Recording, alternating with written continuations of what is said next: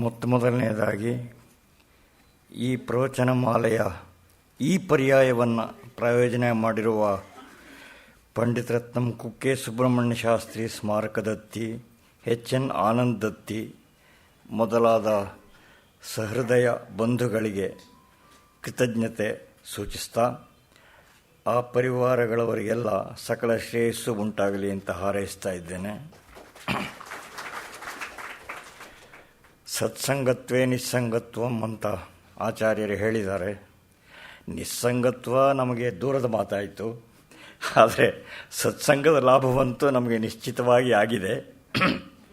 ಶ್ರೀ ಶಂಕರ ಭಗವತ್ಪಾದರ ಪ್ರಕರಣ ಗ್ರಂಥಗಳಲ್ಲಿ ಗಾತ್ರದಲ್ಲಿ ಮತ್ತು ವಿಷಯ ಸಮೃದ್ಧಿಯಲ್ಲಿ ಮಹತ್ವದ್ದಾದ ವಿವೇಕ ಚೂಡಾಮಣಿಯ ಒಡನಾಟವನ್ನು ಕಳೆದ 28 ತಿಂಗಳಿಂದ ನಮಗೆ ದೊರಕಿಸಿದ್ದಾರೆ ವಿದ್ವಾನ್ ಗಣೇಶ ಭಟ್ ಹೋಬಳಿಯವರು. ಅದಕ್ಕಿಂದೆ ಭಗವದ್ಗೀತೆಯ ಲೋಕದಲ್ಲಿ 4-5 ವರ್ಷಗಳೇ ಸಂಚಾರ ಮಾಡಿಸಿದ್ರು. ನಮ್ಮ ಪಾಲಿಗೆ ಇವರೇ ಕೈವರ್ತಕರು,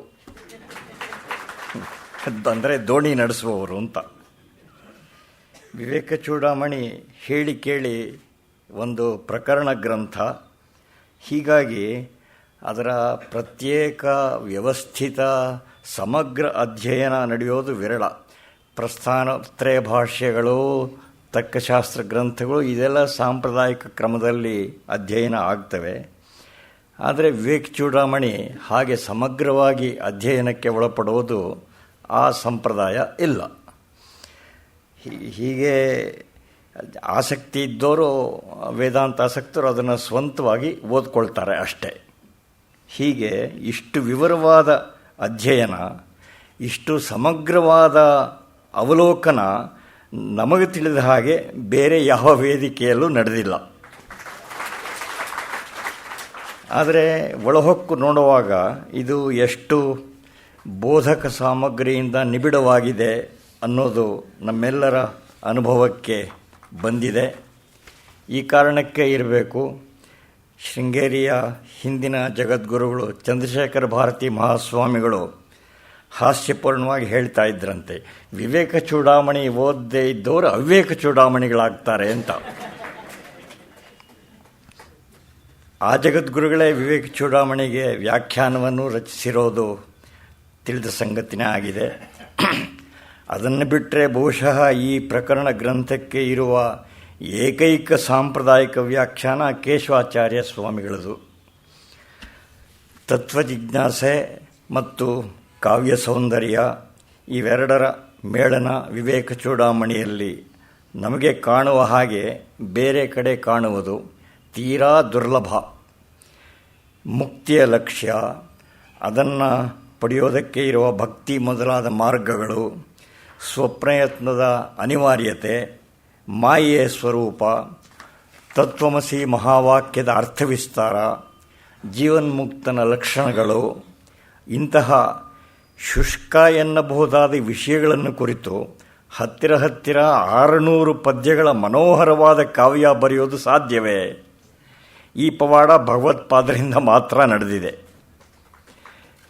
ಅವರ ಭಾಷ್ಯಗಳು ಕೂಡ ಅನೇಕ ಕಡೆ ಗದ್ಯ ಕಾವ್ಯಗಳೇ ಆಗಿವೆ. ಅವರ ಪ್ರಕರಣ ಗ್ರಂಥಗಳಂತೂ ಅಪ್ಪಟ ಕಾವ್ಯಗಳೇ ಆಗಿವೆ.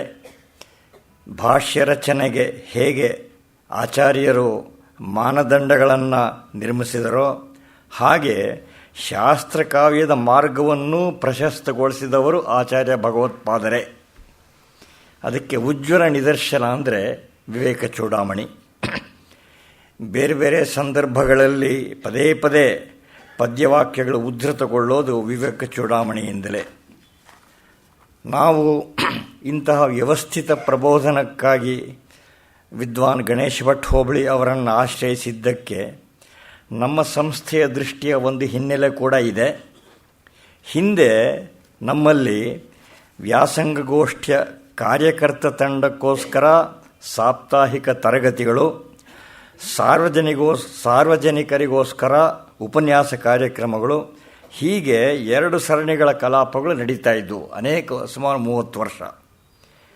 ಸಾಪ್ತಾಹಿಕ ತರಗತಿಗಳಲ್ಲಿ ಹೆಚ್ಚಾಗಿ ಕಾಳಿದಾಸ, ಭವಭೂತಿ, ಉಪನಿಷತ್ತುಗಳು ಇಂತಹ ವಾಂಗ್ಮಯದ ವಿಸ್ತೃತ ಸಾಂಪ್ರದಾಯಿಕ ಶಾಸ್ತ್ರೀಯ ರೀತಿ ಅಧ್ಯಯನವೇ ನಡೀತಾ ಇತ್ತು. ಈ ಕಟ್ಟಡಕ್ಕೆ ಬಂದ ಮೇಲೆ ಒಂದು ವ್ಯತ್ಯಾಸ ಆಯಿತು. ಇಲ್ಲಿಗೆ ಬಂದಿದ್ದು ನಾವು 55-56ರಲ್ಲಿ. ಈ ಸಾಂಪ್ರದಾಯಿಕ ಸಾಹಿತ್ಯದಂತಹ ಕಾರ್ಯಕ್ರಮಗಳನ್ನು ಸಾರ್ವಜನಿಕರಿಗೆ ಯಾಕೆ ತಪ್ಪಿಸಬೇಕು ಅನ್ನುವ ವಿಚಾರ ಬಂತು. ಹೀಗಾಗಿ DVಜಿಯವರೇ ನಡೆಸ್ತಾ ಇದ್ದ ಭಗವದ್ಗೀತೆ ತರಗತಿಗಳು, ಅದು ಕಡೆಗಳಲ್ಲಿ ಆ ತರಗತಿಗಳೇ ಸಾರ್ವಜನಿಕ ಸಭೆಯ ಸ್ವರೂಪವನ್ನು ಪಡೆದುಕೊಳ್ಳಬೇಕಾಯಿತು. ಆಮೇಲೂ ಕೂಡ ಕೆಲವು ಕಾಲ ಪ್ರತ್ಯೇಕ ಸಾಪ್ತಾಹಿಕ ತರಗತಿಗಳು ನಡೀತಾ ಇದ್ದು, ವಿಶೇಷವಾಗಿ ರಾಜ್ಯಶಾಸ್ತ್ರ ಗ್ರಂಥಗಳು ಇತ್ಯಾದಿ.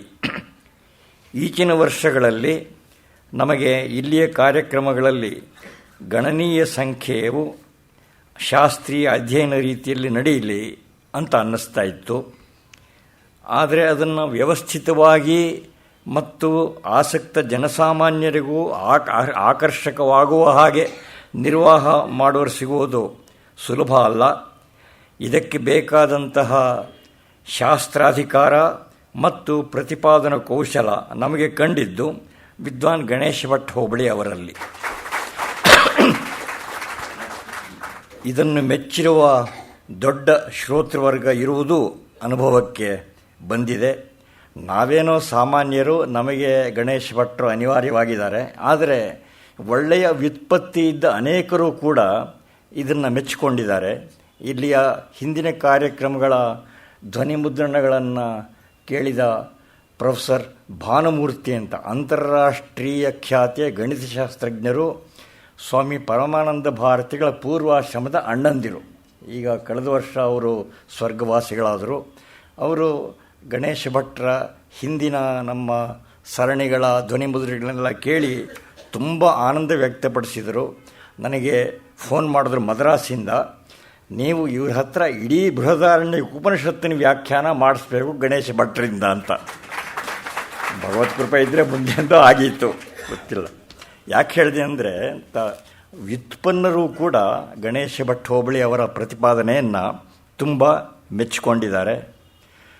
ಕಳೆದ 10 ವರ್ಷಗಳಲ್ಲಿ 10 ಬಿಡಿ ಕಾರ್ಯಕ್ರಮಗಳಲ್ಲದೆ ಶಿವಾನಂದ ಲಹರಿ, ಸೌಂದರ್ಯ ಲಹರಿ, ಭಗವದ್ಗೀತೆ ಹೀಗೆ ಆಧಾರ ಗ್ರಂಥಗಳ ವಿಸ್ತೃತ ವ್ಯಾಖ್ಯಾನಗಳು ವಿದ್ವಾನ್ ಗಣೇಶ ಭಟ್ರಿಂದ ನಡೆದಿವೆ. ಆ ಸರಣಿಗೆ ಒಳ್ಳೆಯ ಸೇರ್ಪಡೆ ಇದೀಗ ಮುಕ್ತಾಯಗೊಳ್ತಾ ಇರುವ ವಿವೇಕ ಚೂಡಾಮಣಿ ಪ್ರವಚನ ಸರಣಿ. ಈ ಸರಣಿಗಳ ಮೂಲಕ ವೇದಾಂತ ದರ್ಶನದ ಅತ್ಯಂತ ಅಸಂಖ್ಯ ಸೂಕ್ಷ್ಮ ಆಯಾಮಗಳನ್ನು ನಮಗೆ ಮನನೀಯ ರೀತಿಯಲ್ಲಿ ತಿಳಿಸಿಕೊಟ್ಟಿದ್ದಾರೆ ವಿದ್ವಾನ್ ಗಣೇಶ ಭಟ್ ಹೋಬಳಿಯವರು. ಅವರ ಉಪಕಾರಕ್ಕಾಗಿ ತಮ್ಮೆಲ್ಲರ ಪರವಾಗಿ, ಇಡೀ ಸಮಾಜದ ಪರವಾಗಿ, ಸಮಸ್ತ ಆಸ್ತಿಕ ಜನತೆಯ ಪರವಾಗಿ ಹಾಗೂ ಗೋಖಲೆ ಸಂಸ್ಥೆಯ ಪರವಾಗಿ ವಂದನೆಗಳನ್ನು ಸಲ್ಲಿಸ್ತಾ ಇದ್ದೇನೆ.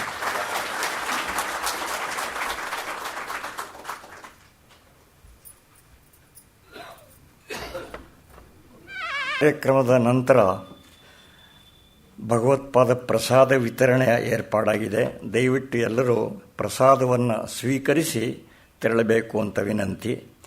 ಈಗ ನಮ್ಮ ಸಂಸ್ಥೆಯ ನಿರಂತರ ಅಭಿಮಾನಿಗಳು ಹಾಗೂ ಈ ವಿವೇಕ ಚೂಡಾಮಣಿ ಮಾಲಿಕೆಯನ್ನು ಆರಂಭದಿಂದ ತಪ್ಪದೇ ಆಲಿಸಿರುವವರು ಆದ ನಮ್ಮ ಹಿತೈಷಿಗಳು ಶ್ರೀಮಾನ್ ಪತ್ತಿ ಪಾಂಡುರಂಗ ಅವರು ತಮ್ಮೆಲ್ಲರ ಪರವಾಗಿ ಉಪನ್ಯಾಸಕರಿಗೆ ಗೌರವಾರ್ಪಣೆ ಮಾಡೋದಕ್ಕೆ ಇಚ್ಛೆ ಪಡ್ತಾರೆ. ದಯವಿಟ್ಟು ಅವರು ಅವರ ಪರಿವಾರದವರು ವೇದಿಕೆಗೆ ಬರಬೇಕು.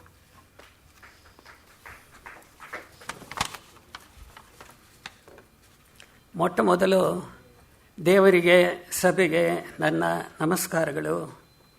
ಶ್ರೀಮತಿ ಗಣೇಶ ಭಟ್ಟ ಹೋಬಳಿಯವರೇ ಮತ್ತು ಸನ್ಮಾನ್ಯ ವಿದ್ವಾನ್ ಹೋಬಳಿಯವರೇ ಮತ್ತು ನೆರೆದ ಎಲ್ಲ ನನ್ನ ಸ್ನೇಹಿತರೇ, ಹಿರಿಯರೇ, ತಾರೀಖು 9/4/2014 ಪ್ರಾರಂಭವಾಗಿ ಇಂದಿಗೆ ಸುಮಾರು 135 ಸರಣಿಗಳಲ್ಲಿ ಹೋಬಳಿಯವರ ವಿವೇಕ ಚೂಡಾಮಣಿಯ ಪ್ರವಚನವನ್ನು ಮಾಡಿದ್ದಾರೆ. ಇಂದು ಮಂಗಳ. ವಿವೇಕ ಚೂಡಾಮಣಿ ಶಂಕರಾಚಾರ್ಯ ವಿರಚಿತ ಅನೇಕ ಗ್ರಂಥಗಳಲ್ಲಿ ಒಂದು ಉತ್ಕೃಷ್ಟ ಗ್ರಂಥ. ವೇದ, ಉಪನಿಷತ್ತು, ಭಗವದ್ಗೀತೆಗಳ ಬಟ್ಟಿ ಇಳಿಸಿದ ಸಾರ ಸಮಾನ. ಮಾನ್ಯರು ತುಂಬ ಸುಲಲಿತವಾಗಿ ಅನೇಕ ದೃಷ್ಟಾಂತಗಳಿಂದ, ಅದರಲ್ಲೂ ಮುಖ್ಯವಾಗಿ ಮಧುಸೂದನ ಸರಸ್ವತಿಗಳ ಕೃತಿಗಳಿಂದ ಮತ್ತು ಅನೇಕ ಉಪಮಾನಗಳಿಂದ ಮನಸ್ಸಿಗೆ ನಾಟುವಂತೆ ಪ್ರವಚನ ಮಾಡಿದ್ದಾರೆ. ಈ ಗ್ರಂಥ ಮನ ಮಾಡಿಕೊಂಡು ಕಿಂಚತ್ತಾದರೂ ಆಚರಿಸದೆ ಅವಿವೇಕಗಳಾದ ನನ್ನಂಥವರು ಸ್ವಲ್ಪವಾದರೂ ವಿವೇಕರಾಗುತ್ತಾರೆ. ಜ್ಞಾನವಂತರಾದ ಗಣೇಶ ಭಟ್ಟರಿಗೆ ನನ್ನ ಹೃದಯಪೂರ್ವಕವಾದ ನಮೋ ನಮನಗಳು. ಇದೇ ರೀತಿ ಮುಂದಿನ ಹೊಸ ವರ್ಷದ ಲಲಿತಾ ಸಹಸ್ರನಾಮ ನಾಮದ ಪ್ರವಚನ ಕೇಳಲು ಕಾತುರದಿಂದ ಎದುರು ನೋಡುತ್ತಿದ್ದೇವೆ. ಮುಖ್ಯವಾಗಿ ನಾವು ಜೀವನದಲ್ಲಿ ಅಳವಡಿಸಿಕೊಳ್ಳಬೇಕಾಗಿರುವುದು ಸವಳ ಜೀವನ ಮತ್ತು ಉದಾತ್ತ ಚಿಂತನೆ. ಗೋಖಲೆ ಸಭಾಂಗಣ, ಸರಸ್ವತಿ ದೇವಿಯ ಆವಾಸ ಸ್ಥಾನ, ಜ್ಞಾನದೇಗುಲ ನಡೆಯುವ ಎಲ್ಲ ನಮೂನೆಯ ಕಾರ್ಯಕ್ರಮಗಳು ನಮ್ಮ ಏಳಿಗೆಗಾಗಿ. ಇದಕ್ಕಾಗಿ ನಾವೆಲ್ಲರೂ ಸನ್ಮಾನ್ಯ ಡಾಕ್ಟರ್ ರಾಮಸ್ವಾಮಿಯವರಿಗೂ ರಾಮು ಅವರಿಗೂ ಎಲ್ಲ ಸಿಬ್ಬಂದಿವರೆಗೂ ಚಿರಋಣಿಯಾಗಿರ್ತೇವೆ. ಈಗ ಶ್ರೀಮತಿ ಗಣೇಶ ಭಟ್ರು ಮತ್ತು ವಿದ್ವಾನ್ ಗಣೇಶ ಭಟ್ರು ನನ್ನ ಗೌರವಪೂರ್ವಕವಾದ ಮರ್ಯಾದೆಯನ್ನು ರಾಮಸ್ವಾಮಿಗಳ ಮೂಲಕ ಸ್ವೀಕರಿಸಿ ಎಲ್ಲರನ್ನು ಆಶೀರ್ವದಿಸಬೇಕಾಗಿ ಕೋರ್ತಾನೆ. ಮತ್ತೆ ಎಲ್ಲರಿಗೂ ನಮಸ್ಕಾರಗಳು.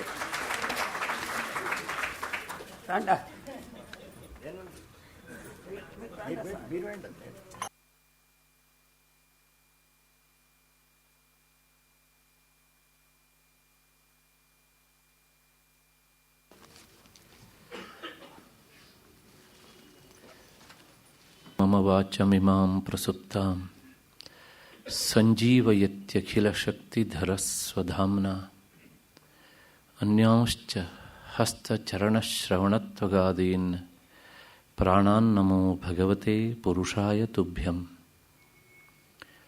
ಯಾ ವರ್ಣಪದವಾಕ್ಯಾರ್ಥಗದ್ಯಪದ್ಯಸ್ವರೂಪಿಣಿ ವಾಚಿನರ್ತಯತು ಕ್ಷಿಪ್ರಂ ಮೇಧಾನ್ ದೇವಿ ಸರಸ್ವತಿ.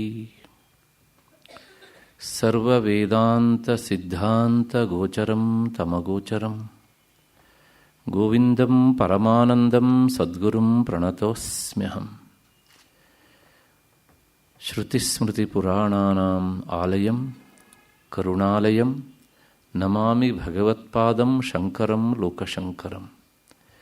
ನಮಸ್ತಸ್ಮೈ ಭಗವತೆ ಶಂಕರಾಚಾರ್ಯರೂಪಿಣೆ ಯೇನ ವೇದಾಂತವಿದ್ಯೇಯಂ ಉದ್ಧೃತಾ ವೇದಸಾಗರಾತ್. ಸದಾತ್ಮಧ್ಯಾನನಿರತಂ ವಿಷಯೇಭ್ಯಃ ಪರಾಂಗುಖಂ ನೌಮಿ ಶಾಸ್ತ್ರೇಷು ನಿಷ್ಣಾತಂ ಚಂದ್ರಶೇಖರ ಭಾರತೀಂ. ನನ್ನ ವಿವೇಕ ಚೂಡಾಮಣಿಯ ಬಂಧುಗಳೇ, ಈ ಕಾರ್ಯಕ್ರಮದ ಈ 5 ದಿನಗಳಲ್ಲಿ ಪ್ರಾಯೋಜಕರಾಗಿ ಸಹಕರಿಸಿದಂತಹ ದತ್ತಿ ನ್ಯಾಸಕರ್ತರಾದಂತಹ ಎಲ್ಲ ಆ ನ್ಯಾಸಕರ್ತರ ಪರಿವಾರದವರೇ ಮತ್ತು ಹಿರಿಯರೇ, ನನ್ನ ಮತ್ತು ನಿಮ್ಮೆಲ್ಲರ ಹೃದಯ ಮಂದಿರವನ್ನು ಬೆಳಗ್ತಾ ಇರುವಂತಹ ಮಹಾಚೈತನ್ಯಕ್ಕೆ ಅನಂತ ಪ್ರಣಾಮಗಳನ್ನು ಸಲ್ಲಿಸ್ತಾ ಈ ದಿನದ ಚಿಂತನೆಗೆ ಮುಂದಾಗ್ತಾ ಇದ್ದೇನೆ. ನಾನು ಹೇಳಬೇಕಾದಂತಹ ಕೃತಜ್ಞತೆಯನ್ನು, ವಂದನೆಗಳನ್ನು ಈ ಉಪನ್ಯಾಸದ ಕೊನೆಯಲ್ಲಿ ಸಲ್ಲಿಸ್ತೇನೆ. ನಿನ್ನೆಯ ದಿವಸ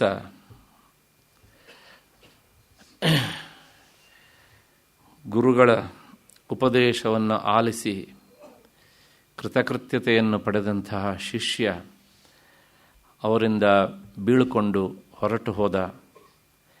ಇಂತಹ ಶಿಷ್ಯನಿಗೆ ಪಾಠ ಹೇಳಿದ್ದು ಸಾರ್ಥಕ ಆಯಿತು ಎನ್ನುವಂತಹ ಧನ್ಯತೆಯನ್ನು ಪಡೆದಂತಹ ಗುರುಗಳು ಪಾವಯನ್ ವಸುಧಾಂ ಸರ್ವಾಂ ವಿಚಚಾರ ನಿರಂತರ, ಈ ಭೂಮಂಡಲವನ್ನೆಲ್ಲ ಪವಿತ್ರಗೊಳಿಸ್ತಾ ಅವರು ಸಂಚಾರಕ್ಕೆ ಹೊರಟರು.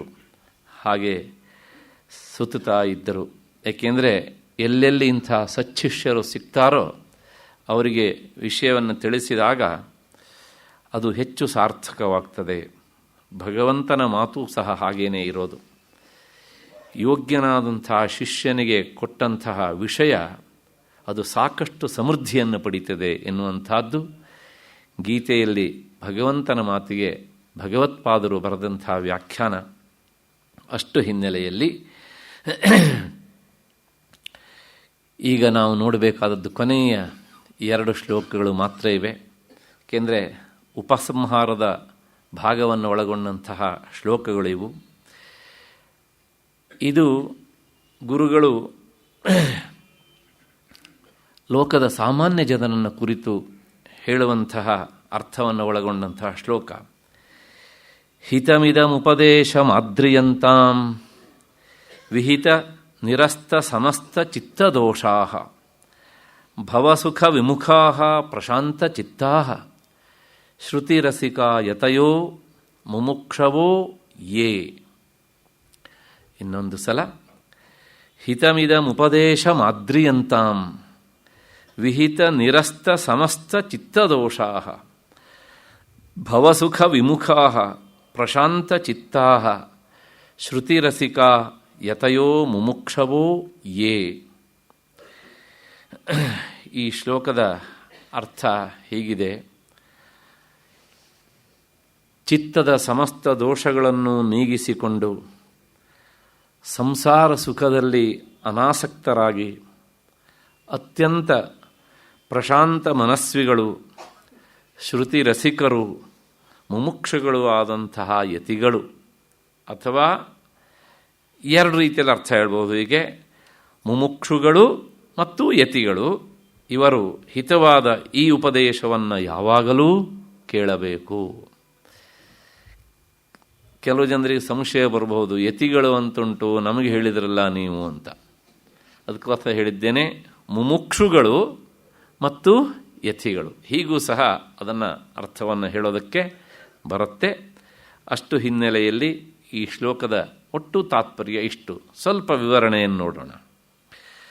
ಗ್ರಂಥದ ಕೊನೆಯಲ್ಲಿ ಭಗವತ್ಪಾದರು ಹೇಳ್ತಾರೆ, ಹಿತಮಿದಂ ಉಪದೇಶಮಾದ್ರಿಯಂತಾಂ ಅಂತ. ಈ ಉಪದೇಶ ಇದು ಹಿತವಾದ ಉಪದೇಶ ಅಂತ. ನಮಗೆ ಹಿತ ಮತ್ತು ಪ್ರಿಯ ಇದು 2ರಲ್ಲಿ ವ್ಯತ್ಯಾಸ ಗೊತ್ತಿಲ್ಲ. ಬಹಳಷ್ಟು ಸಲ ನಮಗೆ ಯಾವುದು ಪ್ರಿಯವೋ ಅದೇ ನಮಗೆ ಹಿತ ಅಂತ ನಾವು ಅಂದ್ಕೊಂಡು ಬಿಡ್ತೇವೆ. ಯಾವುದು ನಮಗೆ ಹಿತವೋ ಅದು ನಮಗೆ ಪ್ರಿಯ ಆಗುವುದೇ ಇಲ್ಲ. ಆದರೆ ನಮಗೆ ಪ್ರಿಯ ಆಗದೇ ಇದ್ರೂ ಚಿಂತೆ ಇಲ್ಲ, ಅದು ಹಿತ ಆದರೆ ಅದರಿಂದ ನಮಗೆ ಶ್ರೇಯಸ್ಸುಂಟು. ಒಬ್ಬ ಸಕ್ಕರೆ ಕಾಯಿಲೆ ಇರುವಂತಹ ವ್ಯಕ್ತಿಗೆ ಸಿಹಿ ಅವನಿಗೆ ಪ್ರಿಯ ಇರಬಹುದು, ಆದರೆ ಅವನಿಗೆ ಅದು ಹಿತ ಅಲ್ಲ. ಅವನಿಗೆ ಹಾಗಲಕಾಯೇ ಹಿತ, ಆದರೆ ಅದು ಪ್ರಿಯ ಆಗೋದಿಲ್ಲ ಅಲ್ವಾ?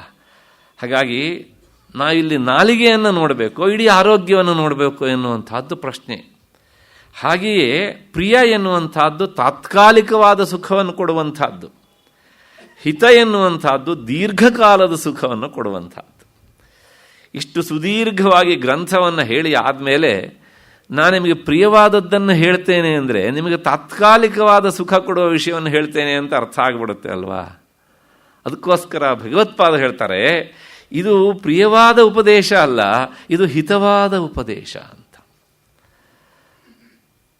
ಹಾಗಾಗಿ ಈ ಹಿತವಾದಂಥ ಉಪದೇಶವನ್ನು ನೀವು ಆದ್ರಿಯಂತಾಂ ಗೌರವಿಸಿರಿ, ಮತ್ತೆ ಮತ್ತೆ ಕೇಳುವುದರ ಮೂಲಕ ಇದನ್ನು ಸ್ವೀಕರಿಸಿರಿ. ಅದನ್ನು ಕೇಳಬೇಕಿದ್ರೆ ಒಂದು ಸಣ್ಣ ಅಪೇಕ್ಷೆ ಉಂಟು ಹೇಳ್ತಾರೆ. ಏನು ಅಂದರೆ ವಿಹಿತ ನಿರಸ್ತ ಸಮಸ್ತ ಚಿತ್ತ ದೋಷ. ಕೇಳಬೇಕಿದ್ರೆ ಲೌಕಿಕವಾದಂಥ ವಿಷಯಗಳನ್ನು ತಲೆ ಒಳಗಡೆ ತುಂಬಿಕೊಂಡು ಇದನ್ನು ಕೇಳಲಿಕ್ಕೆ ಮುಂದಾಗಬೇಡಿ. ಯಾಕೆಂದರೆ ಅದನ್ನು ತಲೆಯೊಳಗೆ ತುಂಬಿಕೊಂಡು ಇದನ್ನು ಕೇಳಲಿಕ್ಕೆ ನೀವು ಕಿವಿ ಕೊಟ್ಟರೆ ಒಳಗಿದ್ದಂತಹ ಲೌಕಿಕ ವಿಷಯಗಳು ಅನ್ನುವಂತಹ ಹೊಲಸು ವಿಷಯಗಳು ಈ ವಿಷಯವನ್ನು ಒಳಕ್ಕೆ ಸ್ವೀಕರಿಸೋದಿಲ್ಲ. ಅದನ್ನು ಅಲ್ಲಿಯೇ ಬಾಗಿಲಲ್ಲೇ ನಿಂತು ತಳ್ತಾ ಇರ್ತವೆ ಅವು. ಹಾಗಾಗಿ ಸಾಧ್ಯವಾದಷ್ಟು ಸಹ ಕೇಳಲಿಕ್ಕೆ ಪ್ರಾರಂಭ ಮಾಡೋಕ್ಕಿಂತ ಮುನ್ನವೇ ನಾನೊಂದು ಒಳ್ಳೆಯ ವಿಷಯವನ್ನು ಕೇಳಲಿಕ್ಕೆ ಬಂದಿದ್ದೇನೆ, ಸಾಧ್ಯವಾದಷ್ಟು ನನ್ನ ಲೌಕಿಕ ಪ್ರಪಂಚದ ವಿಷಯಗಳನ್ನು ಇಷ್ಟು ಹೊತ್ತು ದೂರ ಇಟ್ಟು ನಾನು ಇದನ್ನು ಕೇಳ್ತೇನೆ ಅಂತ. ನಮಗೆ ಗೊತ್ತು ಕೆಲವು ಸಲ ಏನಾಗುತ್ತೆ ಅಂದರೆ, ಇಂಥ ವಿಷಯಗಳನ್ನು ಕೇಳಲಿಕ್ಕೆ ಬಂದಾಗಲೇ ಲೌಕಿಕ ವಿಷಯಗಳು ಹೆಚ್ಚೆಚ್ಚು ನಮ್ಮ ಮನಸ್ಸಿಗೆ ಬಂದು ರಾಚುತ್ತಾ ಇರ್ತವೆ. ಅವತ್ತೇ ಎಲ್ಲಿಲ್ಲದ ಹೊಸ ಹೊಸ ನೆನಪು ಬರ್ತಾ ಇರ್ತವೆ ಅದಕ್ಕೆ ಸಂಬಂಧಪಟ್ಟ ಹಾಗೆ.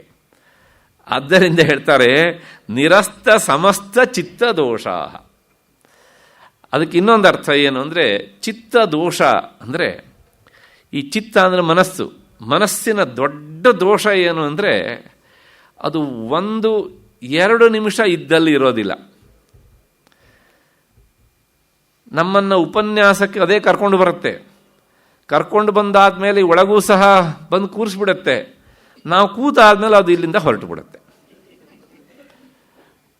ಅದು ಇದು ಮಾಡುವ ದೊಡ್ಡ ಹಾನಿ ನಮಗೆ. ನಾವೇನು ಮಾಡ್ತೇವೆ ಕೇಳಿದರೆ, ಕೊನೆಗೆ ಉಪನ್ಯಾಸ ಮುಗಿದ ಮೇಲೆ ಅಷ್ಟೊತ್ತಿಗೆ ಬರುತ್ತೆ ನಮ್ಮನ್ನು ಕರ್ಕೊಂಡು ಹೋಗೋದಕ್ಕೆ ಅದು ಅಷ್ಟೊತ್ತಿಗೆ. ಹಾಗಾಗಿ ಇದು ನಮಗೆ ಮಾಡುವ ಪರಮ ಅನ್ಯಾಯ ಮನಸ್ಸು, ನಮ್ಮದೇ ಮನಸ್ಸು. ಅದಕ್ಕೋಸ್ಕರ ಭಗವತ್ಪಾದರು ಹೇಳ್ತಾರೆ ಸಮಸ್ತ ಚಿತ್ತ ದೋಷ. ಇದಕ್ಕೆ ಅವಕಾಶ ಕೊಡಬೇಡಿ, ಸಾಧ್ಯವಾದಷ್ಟು ಮನಸ್ಸನ್ನು ಏಕಾಗ್ರತೆಯಿಂದ ಇಟ್ಟು ಕೇಳಿ ಅಂತ. ನಮ್ಮೆಲ್ಲರ ಅನುಭವ, ಲೌಕಿಕ ವಿಷಯದಲ್ಲಿ ನಮ್ಮ ಮನಸ್ಸು ಬಹಳ ಬೇಗ ಏಕಾಗ್ರತೆಗೆ ಒಳಪಡುವಷ್ಟು ಅಧ್ಯಾತ್ಮ ವಿಷಯದಲ್ಲಿ ಅದು ಏಕಾಗ್ರತೆಗೆ ಬರುವುದಿಲ್ಲ. ನಾನು ಬಹಳ ಹಿಂದೆ ಒಂದು ಮಾತನ್ನು ಹೇಳಿದ್ದೆ, ನಂದಲ್ಲ ಮಾತು, DVG ಅವರು ಹೇಳಿದ ಮಾತು ಅದು. ಅವರು ಯಾರೋ ಒಬ್ಬ ಸ್ನೇಹಿತರು ಹೇಳಿದ್ರಂತೆ, ಅವರಿಗಿಂತ ಹಿರಿಯರು. ಅವರು ಮಾತನ್ನು ಹಾಗೆ ಹೇಳಿಬಿಡ್ತೇನೆ ನಾನು. ಗುಂಡಪ್ಪ, 2 ತಾಸು ಬೇಕಾದರೂ ಏಕಾಗ್ರತೆಯಿಂದ ಮೈಯನ್ನು ತೊಳಿತೇನೆ, ಆದರೆ 2 ನಿಮಿಷ ಏಕಾಗ್ರತೆಯಿಂದ ಭಗವತ್ ಚಿಂತನೆ ಮಾಡಲಿಕ್ಕಾಗೋದಿಲ್ವಲ್ಲೋ ಅಂತ. ಪ್ರಾಯಶಃ ನಾವೆಲ್ಲರೂ ಸಹ ಇದಕ್ಕಿಂತ ಹೊರತಾದವರಲ್ಲ. ಇದನ್ನು ಮನಸ್ಸಿನಲ್ಲಿಟ್ಕೊಂಡೇ ಈ ಮಾತನ್ನು ಹೇಳ್ತಾರೆ. ಇದನ್ನು ಸಮಸ್ತ ಚಿತ್ತದೋಷ, ನಿರಸ್ತ ಸಮಸ್ತ ಚಿತ್ತದೋಷ.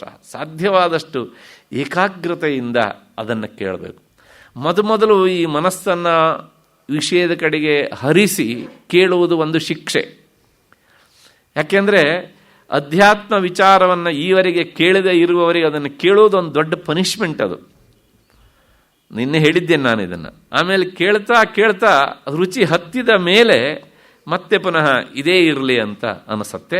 ಅದು ಆ ವಿಷಯದ ಒಂದು ವಿಶೇಷತೆ ಹೀಗೆ ಅಂತ. ಹಾಗೆ ಕೇಳಿದರೆ ಏನಾಗತ್ತೆ ಅಂದರೆ ಮುಂದೆ ಹೇಳ್ತಾರೆ ಅವರು, ಅದರ ಜೊತೆಗೆ ಇನ್ನೂ ಒಂದು ಮಾತನ್ನು ಹೇಳ್ತಾರೆ ಅವರು, ಭವಸುಖ ವಿಮುಖ. ಕೇಳುವಷ್ಟೊತ್ತು ಸಂಸಾರದಲ್ಲಿ ಸ್ವಲ್ಪ ಅನಾಸಕ್ತರಾಗಿ, ಮನೆ, ನೆಂಟರು, ಇಷ್ಟರು, ಮತ್ತು ನಮ್ಮ ಮೊಬೈಲು, TV ಕಾರ್ಯಕ್ರಮ, ಮತ್ತು ಬೇರೆ ಬೇರೆ ಸಾಮಾನ್ಯ ನಮ್ಮ ಮನಸ್ಸನ್ನು ಕದಡುವಂತಹ ಸಾಮಾನ್ಯ ಗ್ರಂಥಗಳು, ಇವುಗಳನ್ನೆಲ್ಲ ದೂರ ಬಿಟ್ಟು ಬನ್ನಿ. ಮತ್ತು ಹೇಗಿರಬೇಕಂದ್ರೆ ಪ್ರಶಾಂತ ಚಿತ್ತ, ಸ್ವಲ್ಪ ಪ್ರಶಾಂತ ಮನಸ್ಕರಾಗಿ ಆ ವಿಷಯವನ್ನು ಕೇಳಿದಾಗ ನೀವು ಶ್ರುತಿ ರಸಿಕಾ. ರಸಿಕಾ ಅಂದರೆ ರಸವನ್ನು ಆಸ್ವಾದನೆ ಮಾಡುವವರು ಅಂತ ಅರ್ಥ. ಶ್ರುತಿಯಲ್ಲಿರುವ ರಸ ಯಾವುದು? ಶ್ರುತಿ ಹೇಳುವ ರಸ ಪರಬ್ರಹ್ಮ ರಸ. ಆ ಪರಬ್ರಹ್ಮ ರಸವನ್ನು ಆಸ್ವಾದಿಸುವರಂಥವರಾಗಿ ನೀವು ಇದನ್ನು ಕೇಳಿ. ಆ ನೀವು ಅನ್ನೋದಕ್ಕೆ ಯಾರ್ಯಾರು ಅಂದರೆ, ಮೊದಲನೇದಾಗಿ ಯತಯ. ಯತಯ ಅಂದರೆ ನೇರವಾಗಿ ಸನ್ಯಾಸಿಗಳು ಅಂತಲೇ ಅರ್ಥ ಅಲ್ಲ, ಯತಿ ಪ್ರಯತ್ನೆ ಅಂತ. ಸಂಸಾರದಲ್ಲಿದ್ದು ಅಧ್ಯಾತ್ಮ ವಿಚಾರವನ್ನು ತಿಳಿಬೇಕು ಅಂತ ಯಾರು ಪ್ರಯತ್ನಶೀಲರಾಗಿರ್ತಾರೋ ಅವರೂ ಸಹ ಅಷ್ಟರ ಮಟ್ಟಿನ ಯತಿಗಳೇ. ಹಾಗೆ ಅಂಥ ಯತಯ ಮತ್ತು ಮುಮುಕ್ಷವ. ಇನ್ನು ಕೆಲವು ಜನ ಅಷ್ಟು ಯತಿತ್ವವನ್ನು ಸಂಪಾದನೆ ಮಾಡಿಕೊಂಡಿರೋದಿಲ್ಲ. ಆದರೆ ಸಾಧ್ಯ ಆದರೆ ಈ ಜನ್ಮದಲ್ಲೇ ನನಗೊಂದು ಮೋಕ್ಷ ಸಿಕ್ಕಿದರೆ ಸಿಕ್ಕಲಿ ಅಂತ ಆಸೆ ಇರುತ್ತೆ. ಅಂಥ ಮುಮುಕ್ಷುಗಳು, ಆ ಮುಮುಕ್ಷು ಅನ್ನೋದಕ್ಕೆ ನಿನ್ನೆ ನಾನು ಅರ್ಥ ಹೇಳಿದ್ದೇನೆ, ಮೋಕ್ಷವನ್ನು ಬಯಸುವವರು ಮುಮುಕ್ಷುಗಳು. ಹೀಗೆ ಇದಕ್ಕೆ 2 ರೀತಿಯಲ್ಲಿ ಹೇಳ್ಬೋದು ಅರ್ಥವನ್ನು. ಮುಮುಕ್ಷವ ಯತಯ, ಮೋಕ್ಷವನ್ನು ಬಯಸುವಂಥ ಯತಿಗಳು ಇದನ್ನು ಕೇಳಬೇಕು ಅಂತ ಅವರಿಗೆ ಒಂದು. ನಾವು ಯತಿಗಳಲ್ವಲ್ಲ, ಅದಕ್ಕೋಸ್ಕರ ಏನು ಕೇಳಿದರೆ ನಾವು ಮುಮುಕ್ಷವ, ಕೇವಲ ಮೋಕ್ಷಾಪೇಕ್ಷಿಗಳು, ಮತ್ತು ಎಷ್ಟು ಸಾಧ್ಯವಷ್ಟು ಪ್ರಯತ್ನವನ್ನು ಮಾಡುವವರು. ಅಂಥವರೂ ಸಹ ಇದನ್ನು ಕೇಳಬೇಕು ಅಂತ. ಇಷ್ಟು ಈ ಶ್ಲೋಕದ ಅರ್ಥ. ಇದರ ವಿವರಣೆ ಇಲ್ಲಿಗೆ ಆಯಿತು ಅಂತ ಅಂದ್ಕೊಂಡು ಮತ್ತೆ ಕೊನೆಯ ಶ್ಲೋಕಕ್ಕೆ ಹೋಗೋಣ. ಈ ಶ್ಲೋಕ ನಾನು ಅದನ್ನು ಹೇಳೋಕ್ಕಿಂತ ಮೊದಲು ಇಲ್ಲಿನ ಒಂದೆರಡು ಸ್ವಾರಸ್ಯ ಹೇಳಿಬಿಡ್ತೇನೆ. ಗ್ರಂಥಕರ್ತರಾದವರು ಕೆಲವೊಮ್ಮೆ ಕೆಲವು ನಿಯಮಗಳನ್ನು ಅವರಿಗವರೇ ಹಾಕ್ಕೊಂಡಿರ್ತಾರೆ. ಪ್ರಾರಂಭದಲ್ಲಿ ಎಷ್ಟೋ ಸಲ ಶ್ರೀ ಎನ್ನುವ ಶಬ್ದವನ್ನು ಪ್ರಯೋಗ ಮಾಡಿದರೆ ಮುಕ್ತಾಯದಲ್ಲೂ ಅದನ್ನು ಮಾಡಿಯೇ ಮುಗಿಸ್ತಾರೆ ಕೆಲವು ಸಲ. ಮತ್ತೆ ಕೆಲವು ಸಲ ಪ್ರಾರಂಭದ ಶ್ಲೋಕವನ್ನು ಯಾವ ಛಂದಸ್ಸಿನಲ್ಲಿ ಹೇಳ್ತಾರೋ ಮುಕ್ತಾಯವನ್ನು ಸಹ ಅದೇ ಛಂದಸ್ಸಿನಲ್ಲಿ ಮಾಡ್ತಾರೆ. ಮಧ್ಯದಲ್ಲಿ ಬೇರೆ ಛಂದಸ್ಸುಗಳೆಲ್ಲ ಬಂದು ಹೋಗ್ತವೆ. ಅದೆಲ್ಲ ಒಬ್ಬ ಗ್ರಂಥಕರ್ತರಾದವರು ತಮಗೆ ತಾವೇ ಹಾಕಿಕೊಂಡು ಗ್ರಂಥವನ್ನು ಲೋಕಕ್ಕೆ ಕೊಡುವಂಥ ಕ್ರಮ. ನಾವು ಅದನ್ನೆಲ್ಲ ಸೂಕ್ಷ್ಮವಾಗಿ ಗಮನಿಸಬೇಕು. ಈ 581ನೇ ಶ್ಲೋಕ, ಕೊನೆಯ ಶ್ಲೋಕ, ಈ ಶ್ಲೋಕವನ್ನು ಗಮನಿಸಿ. ಮತ್ತು ವಿವೇಕ ಚೂಡಾಮಣಿಯ ಮೊದಲ ಶ್ಲೋಕ ತಮ್ಮ ಗುರುವಂದನೆ, ಎರಡನೆಯದು ವಾಸ್ತವಿಕವಾಗಿ ಆ ಮಂಗಳ ಶ್ಲೋಕದ ಸಾಲಿನಲ್ಲೇ ಇರುವಂಥದ್ದು, ಜಂತೂನಾಂ ನರಜನ್ಮ ದುರ್ಲಭಮತಃ ಪುಂಸ್ತಂ ತಥೋ ವಿಪ್ರತ ಅಂತ. ಈ ಎರಡೂ ಶ್ಲೋಕಗಳು ಸಹ ಒಂದೇ ಛಂದಸ್ಸಿನಲ್ಲಿ, ಶಾರ್ದೂಲ ವಿಕ್ರೀಡಿತ ಎನ್ನುವಂಥ ಛಂದಸ್ಸಿನಲ್ಲಿ ಇರುವಂಥವುಗಳು. ಎರಡರಲ್ಲೂ ಒಂದೊಂದು ಸಾಲಲ್ಲಿ 19 ಅಕ್ಷರಗಳು ಇವೆ. ಹಾಗಾಗಿ ಮೊದಲನೇ ಶ್ಲೋಕವನ್ನು ಅಂದರೆ ಮೊದಲನೇದು ಅಂದರೆ ಎರಡನೇ ಶ್ಲೋಕವನ್ನು ಯಾವ ಛಂದಸ್ಸಿನಲ್ಲಿ ಪ್ರಾರಂಭಿಸಿದರೋ ಮುಕ್ತಾಯವನ್ನು ಸಹ ಇದೇ ಛಂದಸ್ಸಿನಲ್ಲಿ ಭಗವತ್ಪಾದರು ಮುಗಿಸ್ತಾರೆ. ಅಂದರೆ ಅವರ ಆ ಶಾಸ್ತ್ರದ ವಿಷಯ ಸಮೃದ್ಧಿಯ ಜೊತೆಗೆ ಆ ಕಾವ್ಯದ ಸೊಬಗನ್ನು ಸಹ ನಾವು ನೋಡಬೇಕು. ಇದು ಕಾವ್ಯದ ನಿಯಮ, ಹೀಗೆ ಮಾಡಬೇಕಾದ್ದು, ಶಾಸ್ತ್ರದ ನಿಯಮ ಏನಲ್ಲ. ಆದರೆ ಅವರು ಅದನ್ನು ಪಾಲಿಸಿ ತೋರಿಸ್ತಾರೆ. ಇಲ್ಲಿ ಕಾವ್ಯದ ಅಂಶವನ್ನು ಸಹ ಹೀಗಿರಿಸಿದ್ದೇನೆ ಅಂತ. ಮಧ್ಯಮಧ್ಯೆಯಲ್ಲಿ ವೈವಿಧ್ಯಮಯವಾದ ಛಂದಸ್ಸನ್ನು ನಾವು ನೋಡಿದ್ದೇವೆ, ಬಹಳ ಅದ್ಭುತವಾದ ಛಂದಸ್ಸುಗಳು. ಹಾಗೆ ಆ ಶಾರ್ದೂಲ ವಿಕ್ರೀಡಿತ ಛಂದಸ್ಸಿನಲ್ಲಿ ಇದನ್ನು ಇಟ್ಟಿದ್ದಾರೆ. ಅದರ ಜೊತೆಗೆ ಇನ್ನೂ ಒಂದು ಸ್ವಾರಸ್ಯ ಉಂಟು ಅಂತ ಬಲ್ಲವರು ಹೇಳ್ತಾರೆ. ಆ ಜಂತೂನಾಂ ನರಜನ್ಮ ದುರ್ಲಭಂ, ಅದು ಶಾರ್ದೂಲ ವಿಕ್ರೀಡಿತ, ಇದು ಶಾರ್ದೂಲ ವಿಕ್ರೀಡಿತ. ಶಾರ್ದೂಲ ಅನ್ನೋದಕ್ಕೆ ಸಂಸ್ಕೃತದಲ್ಲಿ ಅರ್ಥ, ಕನ್ನಡದಲ್ಲಿ ಹೇಳಬೇಕಂದ್ರೆ ಹುಲಿ ಅಂತ ಅರ್ಥ. ಈ ಗ್ರಂಥದ ಪ್ರಾರಂಭದಲ್ಲಿ ಮತ್ತು ಕೊನೆಯಲ್ಲಿ 2 ಹುಲಿಗಳಿವೆ. ಯಾಕೆ ಅಂದರೆ ಗ್ರಂಥದ ವಿಷಯವನ್ನು ಕಂಡವರು ಕಂಡ ಹಾಗೆ ದೋಚದೇ ಇರಲಿ ಅಂತ. ಹಾಗಾಗಿ ಆ ರಕ್ಷಣೆಯನ್ನಿಟ್ಟಿದ್ದಾರೆ ಅದರ ಪ್ರಾರಂಭದಲ್ಲಿ ಮತ್ತು ಕೊನೆಯಲ್ಲಿ. ಹೇಳ್ತಾರಲ್ಲ, ಆ ಕಾಡಿಗೆ ಹೋಗಬೇಡ್ರಪ್ಪ, ಅಲ್ಲಿ ಹುಲಿ ಇದೆ ಅಂತ. ಹುಲಿಯಿಂದಾಗಿ ಕಾಡಿನ ರಕ್ಷಣೆ ಅಲ್ವಾ? ಕೆಲವು ಸಲ ಕಾಡಿನಿಂದಾಗಿಯೂ ಹುಲಿಯ ರಕ್ಷಣೆ ಆಗ್ತದೆ. ಹಾಗೆ ಇಲ್ಲಿ ಈ ಮಧ್ಯದಲ್ಲಿರುವಂಥ ವಿಷಯಗಳನ್ನು ಯಾರೋ ಎಲ್ಲಿಗೋ ಕೊಂಡೊಯ್ದೇ ಇರಲಿ ಅಂತ ಅರ್ಥದ ಹಿನ್ನೆಲೆಯಲ್ಲೋ ಎನ್ನುವ ಹಾಗೆ ಆ ಶಾರ್ದೂಲ ವಿಕ್ರೀಡಿತವನ್ನೇ ಬಳಸಿದ್ದಾರೆ ಕೊನೆಯಲ್ಲಿ. ಇಷ್ಟು ಹಿನ್ನೆಲೆಯಲ್ಲಿ ಈ ಶ್ಲೋಕದ ಅರ್ಥ ಏನು ಅಂತ ನೋಡೋಣ. ಸಂಸಾರಾಧ್ವನಿತಾಪಭಾನುಕಿರಣ ಪ್ರೋದ್ಭೂತದಾಹವ್ಯಥಾ ಖಿನ್ನಾನಾಂ ಜಲಕಾಂಕ್ಷಯಾ ಮರುಭುವಿ ಭ್ರಾಂತ್ಯಾ ಪರಿಭ್ರಾಮ್ಯತಾಂ ಅತ್ಯಾಸನ್ನಸುಧಾಂಬುಧಿಂ ಸುಖಕರಂ ಬ್ರಹ್ಮಾದ್ವಯಂ ದರ್ಶಯಂತ್ಯೇಷಾ ಶಂಕರಭಾರತೀ ವಿಜಯತೆ ನಿರ್ವಾಣಸಂದಾಯಿನಿ. ಏಷಾ ಶಂಕರಭಾರತೀ ವಿಜಯತೆ ನಿರ್ವಾಣಸಂದಾಯಿನಿ.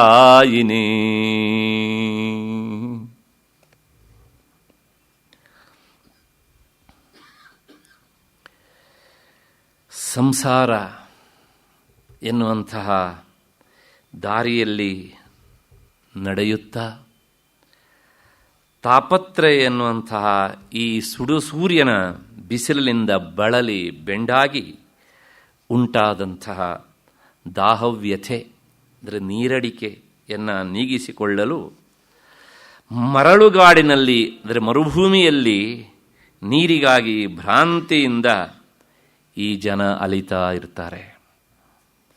ಆದರೆ ಆ ಮರಳುಗಾಡಿನಲ್ಲಿಯೇ ಸನಿಹದಲ್ಲಿಯೇ ಅತ್ಯಂತ ಸುಖಕರವಾದಂಥ ಹಾಗೂ ಅಮೃತದ ಸಮುದ್ರದಂತಿರುವಂತಹ ಅದ್ವಿತೀಯವಾದ ಪರಬ್ರಹ್ಮ ತತ್ವವನ್ನು ತೋರಿಸಿಕೊಟ್ಟು ಮೋಕ್ಷವನ್ನು ಕರುಣಿಸುತ್ತಿರುವಂತಹ ಒಂದು ಅಮೃತದ ಸರೋವರ ಇದೆ. ಅದು ಯಾವುದು ಅಂದರೆ ಈ ವಿವೇಕ ಚೂಡಾಮಣಿ. ಅದನ್ನು ಕೊಟ್ಟಂತಹ ಶಂಕರರ ಈ ವಾಣಿ ಅದು ಸರ್ವೋತ್ಕೃಷ್ಟವಾಗಿ ಜಗತ್ತಿನಲ್ಲಿ ಅದು ಮೆರಿತಾ ಇರಲಿ ಎನ್ನುವಂತಹ ಪ್ರಾರ್ಥನೆ. ಪ್ರಾಯಶಃ ಈ ಶ್ಲೋಕ ಅವರಿದ್ದೋ ಅಥವಾ ಅವರು ಶಿಷ್ಯರಾರು ಮಾಡಿದ್ದೋ ಗೊತ್ತಿಲ್ಲ. ಒಟ್ಟಾರೆ ಬಹಳ ಅದ್ಭುತವಾದಂಥ ಒಂದು ಮಾತನ್ನು ಹೇಳ್ತಾರೆ. ಏನು ಹೇಳ್ತಾರೆ? ಸಂಸಾರಾಧ್ವನಿ ತಾಪಭಾನು ಕಿರಣ ಪರೋದ್ಭೂತ ದಾಹವ್ಯಥಾ ಖಿನ್ನಾನಾಂ. ಈ ಸಂಸಾರದ ದಾರಿ ಹೇಗಿರ್ತದೆ ಅನ್ನೋದನ್ನು ಮತ್ತೆ ನಾನು ವಿಶೇಷವಾಗಿ ಬಿಡಿಸಿ ಹೇಳಬೇಕಾದ್ದಿಲ್ಲ. ಈ ದಾರಿಯಲ್ಲಿ ಮೊದಲು ಹೆಜ್ಜೆಯನ್ನಿಡುವಾಗ, ಅಂದರೆ ಬಾಲ್ಯಾವಸ್ಥೆಯಲ್ಲಿ ನಾವು ಇರುವಾಗ, ಯೌವನಾವಸ್ಥೆಗೆ ಬಂದಾಗ ನನ್ನ ಸಂಸಾರದ ದಾರಿಯ ಹೆಜ್ಜೆಯ ಇಡುವಿಕೆ ಹೀಗಿರಬೇಕು ಅಂತ ನಾವೆಲ್ಲರೂ ಕನಸು ಕಾಣ್ತಾ ಇರ್ತೇವೆ. ಆದರೆ ಆ ಹೆಜ್ಜೆ ಇಟ್ಟಲ್ಲೆಲ್ಲ ನಮಗೆ ಕೆಳಗಿಂದ ಸುಡ್ತಾ ಇರ್ತದೆ. ಯಾಕೆಂದರೆ ನಾವು ಹೆಜ್ಜೆ ಇಡ್ತಾ ಇರುವಂತಹದ್ದು ಹೂವಿನ ಹಾಸಿಗೆಯ ದಾರಿಯಲ್ಲ, ಅದು ಮರುಭೂಮಿ.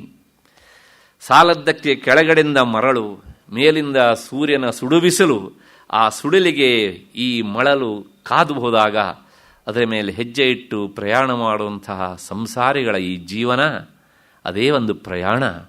ಅದು ಹೇಗಿರುತ್ತದೆ ಅನ್ನೋದನ್ನು ನಾವೆಲ್ಲರೂ ಅನುಭವಿಸ್ತಾ ಇದ್ದೇವೆ. ಅದಕ್ಕೆ ಏನೇ ಉದಾಹರಣೆ ಕೊಟ್ಟರೂ ಸಹ ಎಲ್ಲೋ ಒಂದು ಕಡೆಗೆ ನನ್ನನ್ನೇ ಇಟ್ಕೊಂಡು ಹೇಳಿಬಿಟ್ರೋ ಹೇಗೆ ಎನ್ನುವಂಥ ಭಾವನೆ ಬರಬಹುದು ಎನ್ನುವಂಥ ಹಿನ್ನೆಲೆಯಲ್ಲಿ ನಾನು ಆ ವಿಷಯವನ್ನು ಜಾಸ್ತಿ ಸ್ಪರ್ಶ ಮಾಡಲಿಕ್ಕೆ ಹೋಗೋದಿಲ್ಲ. ಏಕೆಂದರೆ ಈ ಸಂಸಾರದ ನೋವು ದುಃಖ ಯಾರನ್ನೂ ಬಿಡಲಿಲ್ಲ, ಎಲ್ಲರನ್ನೂ ಅದು ಕಿತ್ತು ತಿನ್ನುತ್ತಾ ಇರುತ್ತದೆ. ಆ ದಾಹ ಎನ್ನುವಂಥದ್ದು ನಮ್ಮನ್ನು ಮೂರ್ಛಿತರನ್ನಾಗಿ ಮಾಡುವ ಹಾಗೂ ಸಹ ಮಾಡಿಬಿಡ್ತದೆ. ಇಂತಹ ಈ ಸಂಸಾರಿಗಳು ಜಲಕಾಂಕ್ಷಯ ಮರುಭುವೆ ಭ್ರಾಂತ ಪರಿಭ್ರಾಮ್ಯತ. ನೀರಿಗೋಸ್ಕರ ಹುಡುಕಾಡ್ತಾ ಮಾಡ್ತಾ ಇದ್ದಾರೆ. ಎಲ್ಲಿ? ಮರುಭೂಮಿ, ಸಂಸಾರದ ಮರುಭೂಮಿ. ಮರುಭೂಮಿಯಲ್ಲಿ ನೀರು ಕಂಡ ಹಾಗೆ ಕಾಣುತ್ತೆ, ಹುಡುಕೊಂಡು ಹೋದರೆ ಅದು ಮುಂದಕ್ಕೆ ಹೋಗ್ತಾ ಇರುತ್ತೆ. ಹಾಗೆ ನಾವು ಇಲ್ಲೂ ನೀರನ್ನು ಅರಸ್ತೇವೆ. ಯಾವ ನೀರು ಅಂದರೆ ಸುಖ ಎನ್ನುವಂಥ ನೀರನ್ನು ಅರಸ್ತಾ ಇರ್ತೇವೆ. ಆದರೆ ಇದು ಮರುಭೂಮಿ ನೋಡಿ. ಹಾಗಾಗಿ ಈ ಸುಖ ಎನ್ನುವಂಥದ್ದು ವಾಸ್ತವಿಕವಾಗಿ ಇಲ್ಲಿ ಇಲ್ಲವೇ ಇಲ್ಲ, ಆದರೂ ಇದ್ದಂತೆ ತೋರ್ತದೆ.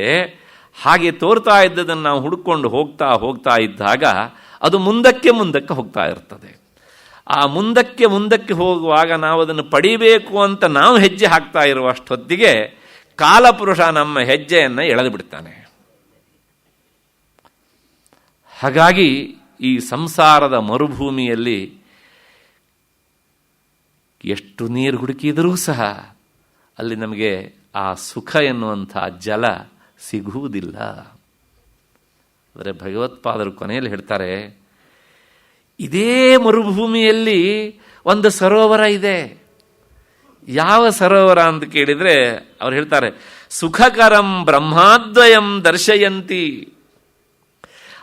ಅದೊಂದು ಸರೋವರ. ಯಾವ ಸರೋವರ ಅಂದರೆ ವಿವೇಕ ಚೂಡಾಮಣಿ ಅನ್ನುವಂಥ ಸರೋವರ ಅಂತಲೂ ಅರ್ಥ ಹೇಳ್ಬೋದು.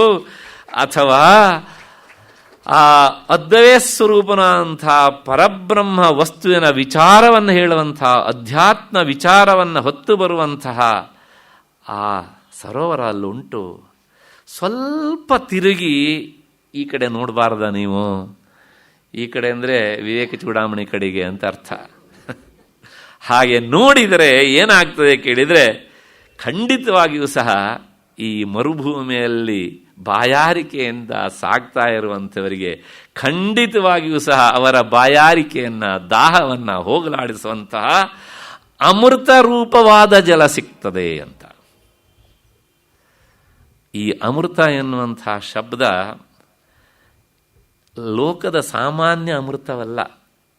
ಇಂಗ್ಲೀಷ್ನಲ್ಲಿ ನಾವು ನೆಕ್ಟರ್ ಅಂತ ಹೇಳ್ತೇವಲ್ಲ, ಆ ಅರ್ಥದ ಅಮೃತ ಅಲ್ಲ. ನಿಮಗೆ ಗೊತ್ತು, ಮೋಕ್ಷ, ಮುಕ್ತಿ ಈ ಎಲ್ಲದರ ಪರ್ಯಾಯ ಪದವಾಗಿ ಅಮೃತ ಎನ್ನುವಂಥ ಪದವನ್ನು ಬಳಸುತ್ತೆ ಶಾಸ್ತ್ರ. ಹಾಗಾಗಿ ಇದು ಅಮೃತ ಜಲ ತುಂಬಿದಂತಹ ಸರೋವರ, ಅಂದರೆ ಮೋಕ್ಷವನ್ನು ಕೊಡುವಂತಹ ಸರೋವರ ಇದು. ಇಲ್ಲಿ ನೀವು ಸ್ವಲ್ಪ ಕಣ್ಣು ಹಾಯಿಸಿ, ಬರೇ ಕಣ್ಣಷ್ಟೇ ಅಲ್ಲ, ಬುದ್ಧಿಯನ್ನು ಸಹ ಹಾಯಿಸಿ, ಮತ್ತು ನಿಮ್ಮ ಮನಸ್ಸೆನ್ನುವಂಥ ನಾಲಿಗೆಯಿಂದ ಬಾಯಿಗೆ ತುಂಬಿಕೊಂಡ್ರೆ ಖಂಡಿತವಾಗಿಯೂ ಸಹ ನಿಮ್ಮ ದಾಹ ನೀಗುತ್ತದೆ. ಮತ್ತೆ ಪುನಃ ನೀವು ಈ ಮರುಭೂಮಿಯಿಂದ ಆದಂಥ ವ್ಯಥೆಗೆ ಒಳಗಾಗುವುದಿಲ್ಲ ಎನ್ನುವಂತಹ ಸಮಾಧಾನದ ಮಾತನ್ನು ಹೇಳ್ತಾ, ಏಷಾ ಶಂಕರ ಭಾರತಿ ವಿಜಯತೆ ನಿರ್ವಾಣ ಸಂದಾಯಿನಿ. ಇಂತಹ ನಿರ್ವಾಣ ಸಂದಾಯಿನಿ, ನಿರ್ವಾಣ ಅಂದರೆ ಮುಕ್ತಿ ಕೈವಲ್ಯ ನಿರ್ವಾಣಂ ಅಂತ ಕೋಶ. ಮೋಕ್ಷದ ಇನ್ನೊಂದು ಹೆಸರು ನಿರ್ವಾಣ. ಅಮೃತತ್ವ ಅಂದರೂ ಅದೇ ಅರ್ಥ. ನಿರ್ವಾಣ ಅಂದರೆ ನಿರ್ಗತಂ ವಾನಂ ಗಮನಂ ಅಂತ. ಅಂದರೆ ಎಲ್ಲಿಗೆ ಹೋದರೆ ಮತ್ತೆ ಹಿಂತಿರುಗಿ ಬರುವಿಕೆ ಎನ್ನುವಂಥದ್ದು ಇಲ್ಲವೋ ಅದನ್ನು ನಿರ್ವಾಣ ಅಂತ ಕರೀತಾರೆ. ಗೀತೆಯಲ್ಲೂ ಈ ಶಬ್ದ ಬಂದಿದೆ. ಬ್ರಹ್ಮ ನಿರ್ವಾಣ ಮೃಚ್ಛತಿ, ನೆನಪಿದೆ ಅಲ್ವಾ? ಹಾಗೆ ಅವನು ಆ ಬ್ರಹ್ಮವಸ್ತುವನ್ನು ಸೇರ್ತಾನೆ. ಈ ಲೋಕದಲ್ಲಿ ಎಲ್ಲಿ ಹೋದರೂ ಸಹ ಮತ್ತು ವಾಪಸ್ ಬರೋದು ಅಂತುಂಟು. ಪ್ರಪಂಚಕ್ಕೆ ಮತ್ಮನ ಹುಟ್ಟಿ ನಾವು ಬರಲೇಬೇಕು. ಆದರೆ ಮುಕ್ತರಾದವರಿಗೆ ಮಾತ್ರ ಬರುವಿಕೆ ಎನ್ನುವಂಥದ್ದು ಇಲ್ಲ. ಉಪನಿಷತ್ತಿನ ಅಭಯವಾಣಿ ಅದು, ನಸ ಪುನರಾವರ್ತತೆ ಎನ್ನುವಂಥದ್ದು. ಹಾಗಾಗಿ ಅಂತಹ ನಿರ್ವಾಣ ಸಂದಾಯಿನಿ, ಆ ಮೋಕ್ಷವನ್ನು ಕೊಡಿಸುವಂತಹ ಈ ಶಂಕರ ಭಾರತೀ ವಿಜಯತೆ. ಶಂಕರ ಭಾರತಿ ಅಂದರೆ ಆ ಭಾರತಿ ಅಂದರೆ ಮಾತು ಅಂತ ಅರ್ಥ. ಬ್ರಾಹ್ಮೀತು ಭಾರತೀ ಭಾಷಾ ಅಂತ ಕೋಶ. ಭಾರತಿ ಅನ್ನೋದಕ್ಕೆ ಅರ್ಥ ಮಾತು. ಶಂಕರ ಭಾರತಿ ಅಂದರೆ ಶಂಕರರ ಮಾತು. ಅಂದರೆ ಆ ಮಾತು ಯಾವುದು ಅಂದರೆ ಈ 580 ಶ್ಲೋಕಗಳ ರೂಪದಲ್ಲಿ ಬಂತಲ್ಲ, ಇದೇ ಮಾತು. ವಿವೇಕ ಚೂಡಾಮಣಿಯ ಶ್ಲೋಕಗಳೆನ್ನುವಂತಹ ಮಾತು ಅದು ವಿಜಯತೆ ಅಂದರೆ ಸರ್ವೋತ್ಕೃಷ್ಟವಾಗಿ ಮೆರೆಯುತ್ತಾ ಇರುತ್ತದೆ ಅಂತ. ಅಂದರೆ ಅದಕ್ಕೆ ಅಳಿವಿಲ್ಲ ಇಂಥ ವಿಚಾರಗಳಿಗೆ ಅಂತ. ಈಗ ತಾನೇ ರಾಮಸ್ವಾಮಿಗಳೊಂದು ಮಾತಂದರು, ಸಂಸ್ಥೆಯಲ್ಲಿರೋದು ಇದಕ್ಕೆ 2 ವ್ಯಾಖ್ಯಾನ ಅಂತ. ಹಾಗಾಗಿ ಶಂಕರರ ಪರಂಪರೆಯಲ್ಲಿ ಬಂದಂತಹ ಪ್ರಾತಸ್ಮರಣೆಯಿರುವಂತಹ ಆ ಚಂದ್ರಶೇಖರ ಭಾರತಿ ಸ್ವಾಮಿಗಳ ವ್ಯಾಖ್ಯಾನವನ್ನೇ ಇಟ್ಟುಕೊಂಡು ನಾನು ಯಥಾಮತಿ ನಿಮ್ಮ ಮುಂದೆ ಈ ವಿಚಾರವನ್ನು ಇರಿಸಿದ್ದೇನೆ. ಪ್ರಾಯಶಃ ಶಂಕರರ ಹೃದ್ಗತ ಏನು ಅನ್ನೋದನ್ನು ತಮ್ಮ ವ್ಯಾಖ್ಯಾನದಲ್ಲಿ ಅವರು ಹಾಗೆ ಹೇಳ್ತಾ ಬಂದಿದ್ದಾರೆ. ನನ್ನ ಬುದ್ಧಿ ಪಾತ್ರೆಯಲ್ಲಿ ಎಷ್ಟು ಸಾಧ್ಯವೋ ಅಷ್ಟು ಹೀರಿಕೊಂಡು ನಿಮ್ಮ ಮುಂದೆ ಇರಿಸಿದ್ದೇನೆ. ಅಲ್ಲೇನಾದರೂ ವ್ಯತ್ಯಾಸ ಆದದ್ದಿದ್ರೆ ನನ್ನ ತಪ್ಪೇ ಅಷ್ಟೇ ಹೊರತೂ ಸಹ ಆ ವ್ಯಾಖ್ಯಾನಕಾರರ ತಪ್ಪೂ ಅಲ್ಲ, ಮೂಲ ಗ್ರಂಥಕರ್ತರ ತಪ್ಪೂ ಅಲ್ಲ.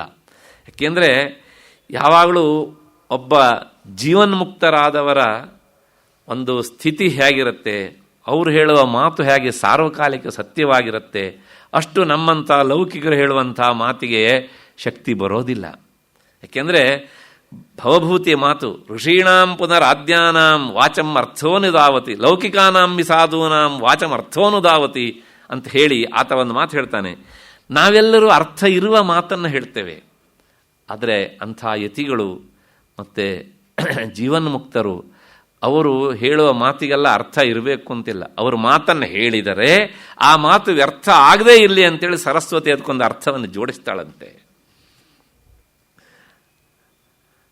ಋಷೀಣಾಂ ಪುನರಾದ್ಯಾನಾಂ ವಾಚಂ ಅರ್ಥೋನುಧಾವತಿ.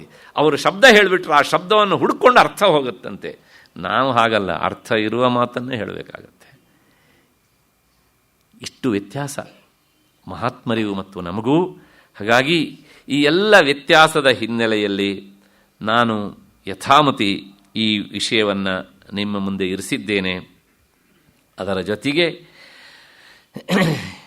ಇದಿಷ್ಟು ಸುದೀರ್ಘವಾಗಿ ವಿಚಾರಕ್ಕೆ ತೆರೆದುಕೊಳ್ಳೋದಕ್ಕೆ ರಾಮಸ್ವಾಮಿಗಳು ಹೇಳಿದ ಹಾಗೇನೆ ಹಿಂದೆ ಇಲ್ಲಿ ಅಧ್ಯಯನ ಗೋಷ್ಠಿ ಎನ್ನುವಂಥದ್ದು ನಡೀತಾ ಇತ್ತು. ಅದರ ವಿಸ್ತೃತ ರೂಪವೇ ಹೀಗೆ ಹರಿದು ಬಂತು, ಈ ರೂಪವನ್ನು ತಾಳಿತು ಅಂತ. ಅವರು ಒಂದು ಮಾತನ್ನು ಹೇಳಿದರು, ಪ್ರಾಯಶಃ ಇಷ್ಟು ಸಮಗ್ರವಾಗಿ ವಿವೇಕ ಚೂಡಾಮಣಿಯ ಚಿಂತನೆ ಆದದ್ದು ಬಹಳ ವಿರಳವೇನು ಅಂತ. ನಾನು ಆ ಮಾತನ್ನು ಹೇಳ್ತೇನೆ. ಏಕೆಂದರೆ ಇಷ್ಟು ಸುದೀರ್ಘವಾಗಿ ಅದು ವಿಚಾರಕ್ಕೆ ಒಳಪಟ್ಟಿದ್ದು, ಚಿಂತನೆಗೆ ಒಳಪಟ್ಟಿದ್ದು, ತರಗತಿಯ ರೂಪದಲ್ಲಿ ಪಾಠವಾಗಿ ನಡೆದಿದ್ದು ನನಗೆ ಈವರೆಗೂ ನೆನಪಿಲ್ಲ. ಸೊ ಹಾಗಾಗಿ ರಾಮಸ್ವಾಮಿಗಳವರು ಮತ್ತು ರಾಮು ಅವರು, ಅದಕ್ಕಿಂತ ಹೆಚ್ಚಿಗೆ ನೀವು, ಈ ಸಂಸ್ಥೆ, ನೀವೆಲ್ಲರೂ ಸೇರಿ ನನಗೆ ಇದನ್ನು ಪಾಠ ಮಾಡಿರಿ ಅಂತ ಹೇಳೋದರ ಮೂಲಕ ನನ್ನ ಮನಸ್ಸನ್ನು, ಬುದ್ಧಿಯನ್ನು, ನಾಲಿಗೆಯನ್ನು ಶುದ್ಧ ಮಾಡಿಕೊಳ್ಳಿಕ್ಕೆ ಅವಕಾಶ ಕೊಟ್ಟಿದ್ದೀರಲ್ಲ, ನಾನು ನಿಮಗೆ ಎಷ್ಟು ಕೈ ಜೋಡಿಸಿದರೂ ಕಡಿಮೆ.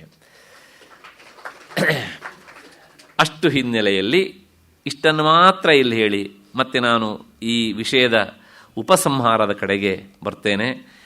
ರಾಮಸ್ವಾಮಿಗಳು ಸಾಕಷ್ಟು ಹೇಳಿಬಿಟ್ಟಿದ್ದಾರೆ. ಅವರು ಮಾತನಾಡಿದರೆ ಉಪನ್ಯಾಸಕರಿಗೆ ಬಹಳಷ್ಟು ಶ್ರಮ ಕಡಿಮೆ ಆಗಿಬಿಡ್ತದೆ. ಯಾಕೆಂದರೆ ಇದ್ದಾರೆ ಅಂದರೆ ಅದೇನೋ ನಮಗೊಂಥರ ಸಮಾಧಾನ. ನಮ್ಮ ಬಹಳಷ್ಟು ಶ್ರಮವನ್ನು ಅವರು ಕಡಿಮೆ ಮಾಡ್ತಾರೆ. ಸ್ವಯಂ ಬಹುಶ್ರುತರವರು. ಅಂಥವರು ಇವತ್ತು ಬಂದು ಈ ವೇದಿಕೆಯಲ್ಲಿ ವಿವೇಕ ಚೂಡಾಮಣಿಯ ಉಪಸಂಹಾರದ ಕಾರ್ಯಕ್ರಮದಲ್ಲಿ ಭಾಗವಹಿಸಿದ್ದು ವೈಯಕ್ತಿಕವಾಗಿ ನನಗೆ ಅತ್ಯಂತ ಸಮಾಧಾನ ಆಗಿದೆ.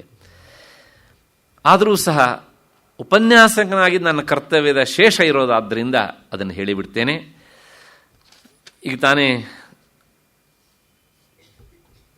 ನಮ್ಮ ಪತ್ತಿ ಪಾಂಡುರಂಗ ಶೆಟ್ಟರು ಹೇಳಿದ ಹಾಗೆ 2014ನೇ ಇಸ್ವಿ ಏಪ್ರಿಲ್ 14ರಲ್ಲಿ 14ನೇ ವರ್ಷದ ಏಪ್ರಿಲ್ 9ನೇ ತಾರೀಕು ಇದು ಪ್ರಾರಂಭ ಆಯಿತು.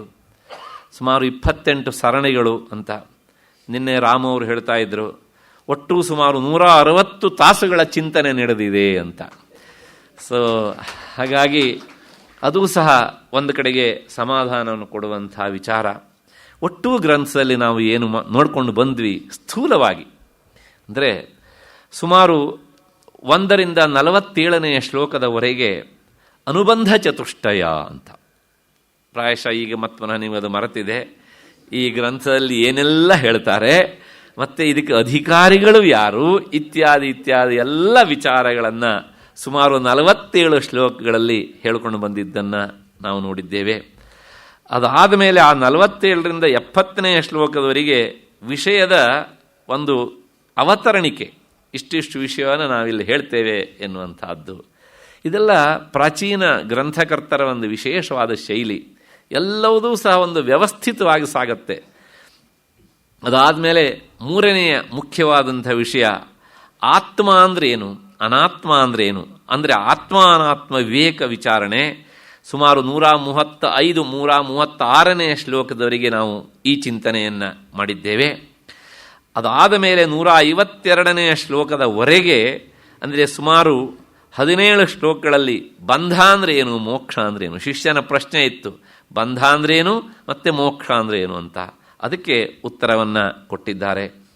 ಅದಾದ ಮೇಲೆ ಸುಮಾರು 68 ಶ್ಲೋಕಗಳಲ್ಲಿ ಅಂದರೆ 222 ಶ್ಲೋಕದವರೆಗೆ ಪಂಚಕೋಶಗಳ ವಿಚಾರವನ್ನು ಮಾಡಿದ್ದೇವೆ. ಇಲ್ಲಿ 5 ಕೋಶಗಳಿವೆ.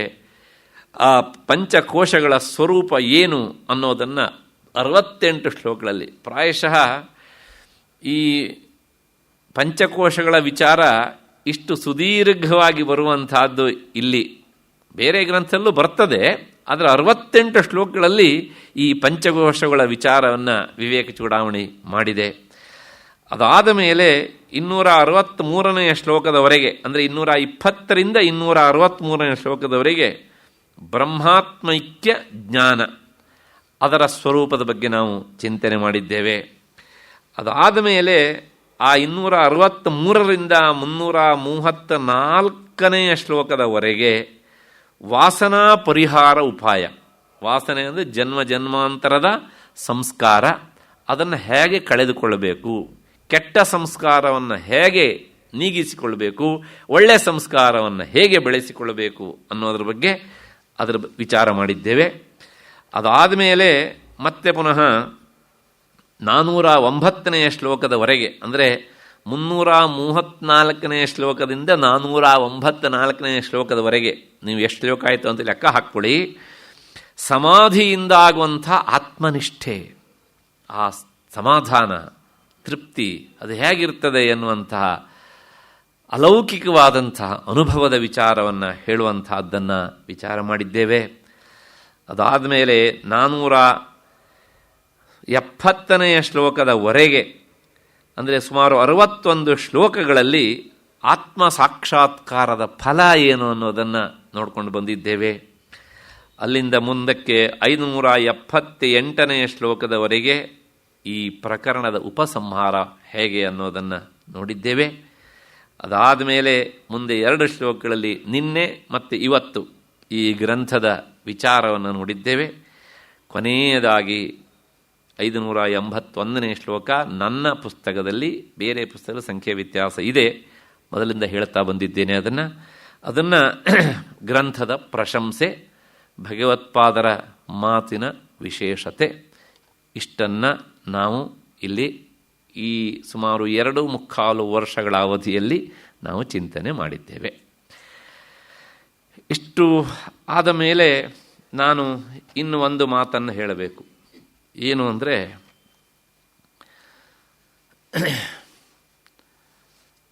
ಮನುಷ್ಯನ ಬದುಕಿನ ಉದ್ದೇಶ ಏನು ಅನ್ನೋದೊಂದು ಪ್ರಶ್ನೆ. ಬದುಕಿ ಮುಂದೇನು, ಅಥವಾ ಬದುಕಿನಲ್ಲಿ ಪಡಿಬೇಕಾದದ್ದು ಏನು?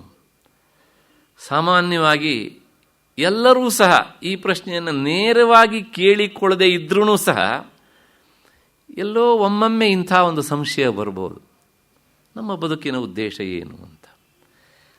ಆಹಾರ, ನಿದ್ರಾ, ಭಯ, ಮೈಥುನ ಅದು ಪ್ರಾಣಿಗಳಿಗೂ ಪಶುಗಳಿಗೂ ಸಮಾನ, ಮನುಷ್ಯರಿಗೂ ಸಮಾನ.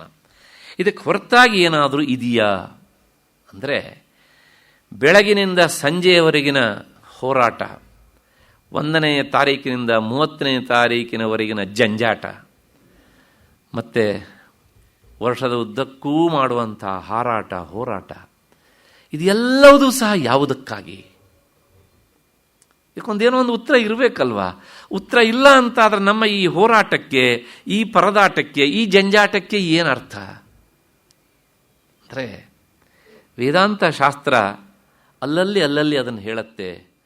ಮನುಷ್ಯನ ಬದುಕಿನ ಉದ್ದೇಶ ಒಂದೇ, ಏನು ಅಂದರೆ ಸುಖಪ್ರಾಪ್ತಿ. ಆ ಸುಖಪ್ರಾಪ್ತಿ ಅಂದರೆ ದುಃಖ ನಿವೃತ್ತಿಯ ಮೂಲಕ ಸುಖಪ್ರಾಪ್ತಿ. ಹೇಗೆ ಸ್ವಲ್ಪ ನೋಡೋಣ. ವಿದ್ಯಾಭ್ಯಾಸ ಯಾತಕ್ಕೋಸ್ಕರ? ಧನ ಸಂಪಾದನೆಗೋಸ್ಕರ, ನೌಕರಿ ಹಿಡಿಯೋದಕ್ಕೋಸ್ಕರ. ನೌಕರಿ ಯಾತಕ್ಕೋಸ್ಕರ? ಧನ ಸಂಪಾದನೆಗೋಸ್ಕರ. ಧನ ಸಂಪಾದನೆ ಯಾತಕ್ಕೋಸ್ಕರ? ಅನ್ನಕ್ಕಾಗಿ ಅಲ್ವಾ? ಆಹಾರಕ್ಕಾಗಿ. ಅದು ಯಾಕೆ? ಹಸಿವನ್ನು ನೀಗಿಸಿಕೊಳ್ಳೋದಕ್ಕೆ. ಹಸಿವನ್ನಾದರೂ ಯಾಕೆ ನೀಗಿಸಿಕೊಳ್ಳಬೇಕು ಅಂದರೆ, ಹಸಿವು ಎನ್ನುವಂತಹದ್ದು ಅದು ದುಃಖದಾಯಕ, ಅದು ಕಷ್ಟವನ್ನುಂಟು ಮಾಡ್ತದೆ. ಹಾಗಾಗಿ ನಮಗೆ ಅದು ಇಷ್ಟ ಇಲ್ಲ. ಹಾಗಾಗಿ ಹಸಿವು ಎನ್ನುವಂತಹದ್ದು ಪ್ರತಿಯೊಬ್ಬರಿಗೂ ಸಹ ಅದು ಅನಿಷ್ಟ. ಹಾಗಾಗಿ ಹಸಿವನ್ನು ನೀಗಿಸಿಕೊಳ್ಳೋದಕ್ಕೆ ಅಂದರೆ ಆ ದುಃಖವನ್ನು ನಿವಾರಣೆ ಮಾಡಿಕೊಳ್ಳೋದಕ್ಕೆ ನಮ್ಮ ಮೊದಲ ಪ್ರಯತ್ನ. ಆಯಿತು, ಅದಕ್ಕೇನು ಮಾಡಬೇಕು? ಊಟ ಮಾಡಬೇಕು. ಊಟ ಮಾಡೋದಕ್ಕೆ ಅನ್ನ ಸಾರು ಸಾಕಲ್ವಾ? ಆ ಊಟದ ಮಧ್ಯೆಯಲ್ಲಿ ಬಗೆ ಬಗೆಯ ಬೇರೆ ಬೇರೆ ರೀತಿಯ ಭಕ್ಷ್ಯ ಭೋಜ್ಯಗಳೆಲ್ಲ ಯಾಕೆ ಬೇಕು ಅಂದರೆ, ಅನ್ನ ಸಾರು ಊಟ ಮಾಡಿದರೂ ದುಃಖ ನಿವಾರಣೆ ಆಗ್ತದೆ, ಹಸಿವು ನಿವಾರಣೆ ಆಗ್ತದೆ. ಅದರ ಜೊತೆ ನಮಗೆ ಸುಖವೂ ಸಿಗಬೇಕಲ್ವಾ? ಭಕ್ಷ್ಯ ಭೋಜ್ಯಗಳನ್ನು ತಿಂದಾಗ, ಸೇವಿಸಿದಾಗ ಸುಖ ಆಗ್ತದೆ. ಅಲ್ಲಿಗೆ ಅದರಿಂದ ನಮಗೆ ಸುಖ ಸಿಗ್ತದೆ ಅಂತ ಏನು ಹೇಳ್ದಂಗಾಯ್ತು ಅಲ್ಲಿಗೆ? ದುಃಖ ನಿವೃತ್ತಿ ಮತ್ತು ಸುಖ ಪ್ರಾಪ್ತಿ. ಇವೆಲ್ಲವೂ ಸಹ ಏನಿದ್ರೂ ಸಹ ಲೌಕಿಕವಾದಂಥ ದುಃಖ ನಿವೃತ್ತಿ, ಸುಖ ಪ್ರಾಪ್ತಿ. ಈ ದುಃಖ ನಿವೃತ್ತಿ, ಸುಖ ಪ್ರಾಪ್ತಿಯ ಬಯಕೆ ಪ್ರತಿಯೊಬ್ಬರಿಗೂ ಇರ್ತದೆ. ಪಂಡಿತರಿಂದ ಹಿಡಿದು ಪಾಮರರಿಗೂ ಇದು ಸಮಾನ. ಆದರೆ ಈ ಹಸಿವು ಹೇಗೆ ದುಃಖದಾಯಕವೋ ಲೌಕಿಕವಾದಂಥ ಸುಖವನ್ನು ಅನುಭವಿಸುವುದೂ ದುಃಖದಾಯಕವೇ. ಸುಖವನ್ನು ಅನುಭವಿಸುವಷ್ಟು ಸುಖ ಅಂತ ಅಂದ್ರೂ ಅನುಭವಿಸಿ ಆದಮೇಲೆ ಅದು ನಮ್ಮನ್ನು ಬಿಟ್ಟು ಹೋಗುವಾಗ ಮೊದಲು ತಾನು ಕೊಟ್ಟ ಸುಖಕ್ಕಿಂತ ಹೆಚ್ಚು ದುಃಖವನ್ನೇ ಕೊಟ್ಟು ಹೋಗ್ತದೆ. ನಮ್ಮೆಲ್ಲರ ಅನುಭವ ಸಮಾನ ಅಲ್ವಾ? ಅಲ್ಲಿಗೆ ಈ ಲೌಕಿಕವಾದ ದುಃಖ ಹೇಗೆ ದುಃಖವೋ, ಅದು ಹೇಗೆ ನಮಗೆ ಅನಿಷ್ಟವೋ, ಲೌಕಿಕವಾದ ಸುಖವೂ ಸಹ ಒಂದರ್ಥದಲ್ಲಿ ಅನಿಷ್ಟವೇ. ಹಾಗಿದ್ರೆ ಮನುಷ್ಯನ ಬಯಕೆ ಇಷ್ಟೇನ? ನಮಗೆ ತಾತ್ಕಾಲಿಕವಾದ ದುಃಖ ನಿವೃತ್ತಿ, ತಾತ್ಕಾಲಿಕವಾದಂತಹ ಸುಖ ಇಷ್ಟೇ ಸಿಕ್ಕಿದ್ರೆ ಸಾಕ? ಇಲ್ಲ. ನಮಗೆಲ್ಲರಿಗೂ ಬೇಕಾದದ್ದು ಏನು ಅಂದರೆ, ಒಮ್ಮೆ ಸಿಕ್ಕ ಸುಖ ನಮ್ಮ ಕೈಯಿಂದ ಜಾರಿ ಹೋಗಬಾರದು. ಇದನ್ನೇ ನಾವೆಲ್ಲರೂ ಬಯಸೋದು. ಕೆಲವು ಸಲ ನಾವು ಅದನ್ನು ನೇರವಾಗಿ ಪ್ರಕಟಪಡಿಸ್ತೇವೆ, ಮತ್ತೆ ಕೆಲವು ಸಲ ನೇರವಾಗಿ ನಾವು ಅದನ್ನು ಹೇಳಲಿಕ್ಕಾಗೋದಿಲ್ಲ. ಆದರೆ ಎಲ್ಲೋ ಒಂದು ಕಡೆಗೆ ನಮ್ಮ ಮನಸ್ಸು ಅದ್ರ ಬಗ್ಗೆ ವಿಚಾರ ಮಾಡ್ತಾನೇ ಇರುತ್ತೆ. ಶಾಸ್ತ್ರ ಆ ನಮಗೆ ನಿರಂತರವಾಗಿ ಸಿಗುವಂಥ ಸುಖವನ್ನೇ ಮೋಕ್ಷ ಅಂತ ಕರೆಯುತ್ತೆ. ಆ ನಿರಂತರವಾದ ಸುಖ ಹೇಗಿರುತ್ತೆ ಅಂದರೆ, ಅದು ನಮಗೆ ಇಂದ್ರಿಯಗಳ ಮೂಲಕ ಸಿಗುವಂತಹದ್ದು ಅಲ್ಲ. ಅದು ವೈಷಯಿಕ ಸುಖವಲ್ಲ. ಇಂದ್ರಿಯ ರಹಿತವಾದ ಸುಖವೇ ನಿಜವಾದ ಸುಖ ಅನ್ನೋದನ್ನು ನಾವು ಸುಷುಪ್ತಿಯಲ್ಲಿ ನೋಡ್ತೇವೆ. ಆ ಸುಷುಪ್ತಿಯಲ್ಲಿ ಸಿಕ್ಕಂತಹ ಸುಖವೇ ಈ ಜಾಗ್ರತ್ತಿನಲ್ಲೂ ನಮಗೆ ನಿರಂತರವಾಗಿ ಯಾಕೆ ಸಿಗಬಾರದು ಎನ್ನುವಂತಹದ್ದು ವಿಚಾರವಂತರಾದವರ ವಿಚಾರ. ಅದಕ್ಕೋಸ್ಕರ ಮಾಡುವ ಪ್ರಯತ್ನವೇ ಅಧ್ಯಾತ್ಮದ ಸಾಧನೆ. ಆ ಸಾಧನೆಯ ಕೊನೆಯ ಹಂತವೇ ಅದನ್ನು ಶಾಸ್ತ್ರ ಮೋಕ್ಷ ಅಥವಾ ಮುಕ್ತಿ, ನಿರ್ವಾಣ, ಅಮೃತತ್ವ ಅಂತೆಲ್ಲ ಕರೀತದೆ. ಆ ಪ್ರಯತ್ನ ಮಾಡಿದ ಮಾತ್ರಕ್ಕೆ ಅದು ಸಿಕ್ಕೇ ಬಿಡುತ್ತೆ ಅಂತಲ್ಲ, ಎಷ್ಟೋ ಅಷ್ಟು. ಗೀತೆಯಲ್ಲೇ ಭಗವಂತ ಒಂದು ಮಾತು ಹೇಳ್ತಾನೆ, ಅಧ್ಯಾತ್ಮ ದಾರಿಯಲ್ಲಿ ಸಾಗುವ ಮನುಷ್ಯ ಎಷ್ಟೇ ಪ್ರಯತ್ನ ಮಾಡಿದರೂ ಸಹ ಆ ಪ್ರಯತ್ನ ವ್ಯರ್ಥ ಆಯಿತು ಅನ್ನೋದು ಇಲ್ಲ. ನೇಹಾಭಿಕ್ರಮ ನಾಶೋಸ್ತಿ. ಇಲ್ಲಿ ಆರಂಭವಾದದ್ದು ನಾಶ ಆಗುವುದಿಲ್ಲ. ಆರಂಭ ಪೂರ್ತಿ ತುದಿ ಹಾಯುವವರೆಗೆ ಈ ದೇಹ ಬಿದ್ದು ಹೋದರೆ ಮುಂದಿನ ಜನ್ಮ ಬಂದಾಗ ಅಲ್ಲಿಂದ ಅದು ಮುಂದುವರಿಯುತ್ತದೆ. ಬೇರೆ ವಿದ್ಯೆಯಲ್ಲಿ ಈ ವ್ಯವಸ್ಥೆ ಇಲ್ಲ. ಉಪನಿಷದ್ ವಿದ್ಯೆಯಲ್ಲಿ ಈ ವ್ಯವಸ್ಥೆ ಉಂಟು, ಅಧ್ಯಾತ್ಮ ವಿದ್ಯೆಯಲ್ಲಿ ಈ ವ್ಯವಸ್ಥೆ ಉಂಟು. ಹಾಗಾಗಿ ಯಾಕೆ ಇಂಥ ವಿದ್ಯೆಯನ್ನು ಆಯ್ದುಕೊಳ್ಳುವುದಿಲ್ಲ ಎನ್ನುವಂಥದ್ದು ಕೇಳ್ತಾ ಇರುವಂತಹ ಪ್ರಶ್ನೆ. ಉಪನಿಷತ್ತು ನಮ್ಮನ್ನು ಕೇಳುವಂತಹ ಪ್ರಶ್ನೆ. ಹಾಗಾಗಿ ಇಂತಹ ವಿಷಯವನ್ನು ಆಯ್ದುಕೊಂಡು ನೀವು ಸುಖವನ್ನು ಅನುಭವಿಸಬಹುದು ಎನ್ನುವಂಥ ಮಾತನ್ನು ಶಾಸ್ತ್ರ ಅಲ್ಲಲ್ಲಿ ಹೇಳಿದ್ದನ್ನು ನಿಮ್ಮ ಮುಂದೆ ಇರಿಸಿದ್ದೇನೆ. ಅದರ ಜೊತೆಗೆ ಇದಕ್ಕೆ ಏನು ಮಾಡಬೇಕು ಅನ್ನೋದೊಂದು ದಾರಿಯನ್ನು ಹೇಳ್ತಾರೆ ಅವರು. ಇದು ಮೈತ್ರೇಯ ಉಪನಿಷತ್ತಿನ ಮಾತು. ಬದುಕಿನಲ್ಲಿ ನಾವು ಯಾವ ಚಿಂತನೆ ಮಾಡಬೇಕು ಅನ್ನೋದೊಂದು ಪ್ರಶ್ನೆ. ಆ ಅಮೃತತ್ವ ಶಾಶ್ವತವಾದ ಸುಖಕ್ಕೆ ಏನು ಬೇಕು ಅನ್ನೋದನ್ನು ಈ ಮಾತು ಹೇಳುತ್ತೆ. ಉತ್ತಮ ತತ್ವಚಿಂತೈವ ಮಧ್ಯಮಂ ಶಾಸ್ತ್ರಚಿಂತನಂ ಅಧಮ ಮಂತ್ರಚಿಂತಾಚ ತೀರ್ಥಭ್ರಾಂತಿ ಅಧಮಾಧಮ. ಇದರ ಅರ್ಥ ಏನು ಅಂದರೆ, 4 ತರಹದ ಚಿಂತನೆಗಳಿವೆ. ಅತ್ಯಂತ ಉತ್ಕೃಷ್ಟವಾದಂತಹ ಚಿಂತನೆ ತತ್ವಚಿಂತನೆ ಅಂತ. ಅದಕ್ಕಿಂತ ಸ್ವಲ್ಪ ಕೆಳಗಿನದು ಶಾಸ್ತ್ರ ಚಿಂತನೆ. ಅದಕ್ಕಿಂತ ಇನ್ನೂ ಕೆಳಗಿನದು ಮಂತ್ರದ ಚಿಂತನೆ. ಮಂತ್ರದ ಚಿಂತನೆ ಅಂದರೆ ಆ ಮಂತ್ರದ ಮೂಲಕ ಮಂತ್ರಾಭಿಮಾನಿಯಾದ ದೇವತೆಯನ್ನು ಹುಡುಕುವ ಪ್ರಯತ್ನ. ಅದಕ್ಕೆ 3ನೆಯ ಸ್ಥಳ. ಕೊನೆಯದು ತೀರ್ಥಭ್ರಾಂತಿ ಅಧಮಾಧಮ. ತೀರ್ಥಕ್ಷೇತ್ರಗಳಿಗೆ ಹೋಗಿ ನಾನು ಒಳ್ಳೆಯ ವಿಚಾರವನ್ನು ಪಡ್ಕೊಂಡು ಬರಬೇಕು, ಸಮಾಧಾನ ಪಡಿಬೇಕು ಅನ್ನೋದು ಉಂಟಲ್ಲ, ಅದು ಅತ್ಯಂತ ಅಧಮಾಧಮ ಅಂತ. ಈ ಮಾತನ್ನು ಕೇಳಿದಾಗ ನೀವು ನನ್ನನ್ನು ಬೈತೀರಿ, ಗೊತ್ತು ನನಗೆ. ನಾವೆಲ್ಲ ಹೋಗಲೇಬಾರ್ದು ಹಾಗಿದ್ರೆ ತೀರ್ಥಾಟನೆಗೆ ಅಂತ. ಮಾತು ನಂದಲ್ಲ, ಉಪನಿಷತ್ತಿಂದು. ಇದಕ್ಕೆ ಪೂರಕವಾಗಿ ನಾರದರ ಒಂದು ಮಾತನ್ನು ಹೇಳಿಬಿಡ್ತೇನೆ. ನಾರದರು ಎಲ್ಲ ಕಡೆಗೆ ಸುತ್ತುವವರು ಒಮ್ಮೆ ಸುತ್ತುತ್ತಾ ಭೂಲೋಕಕ್ಕೂ ಬಂದರಂತೆ.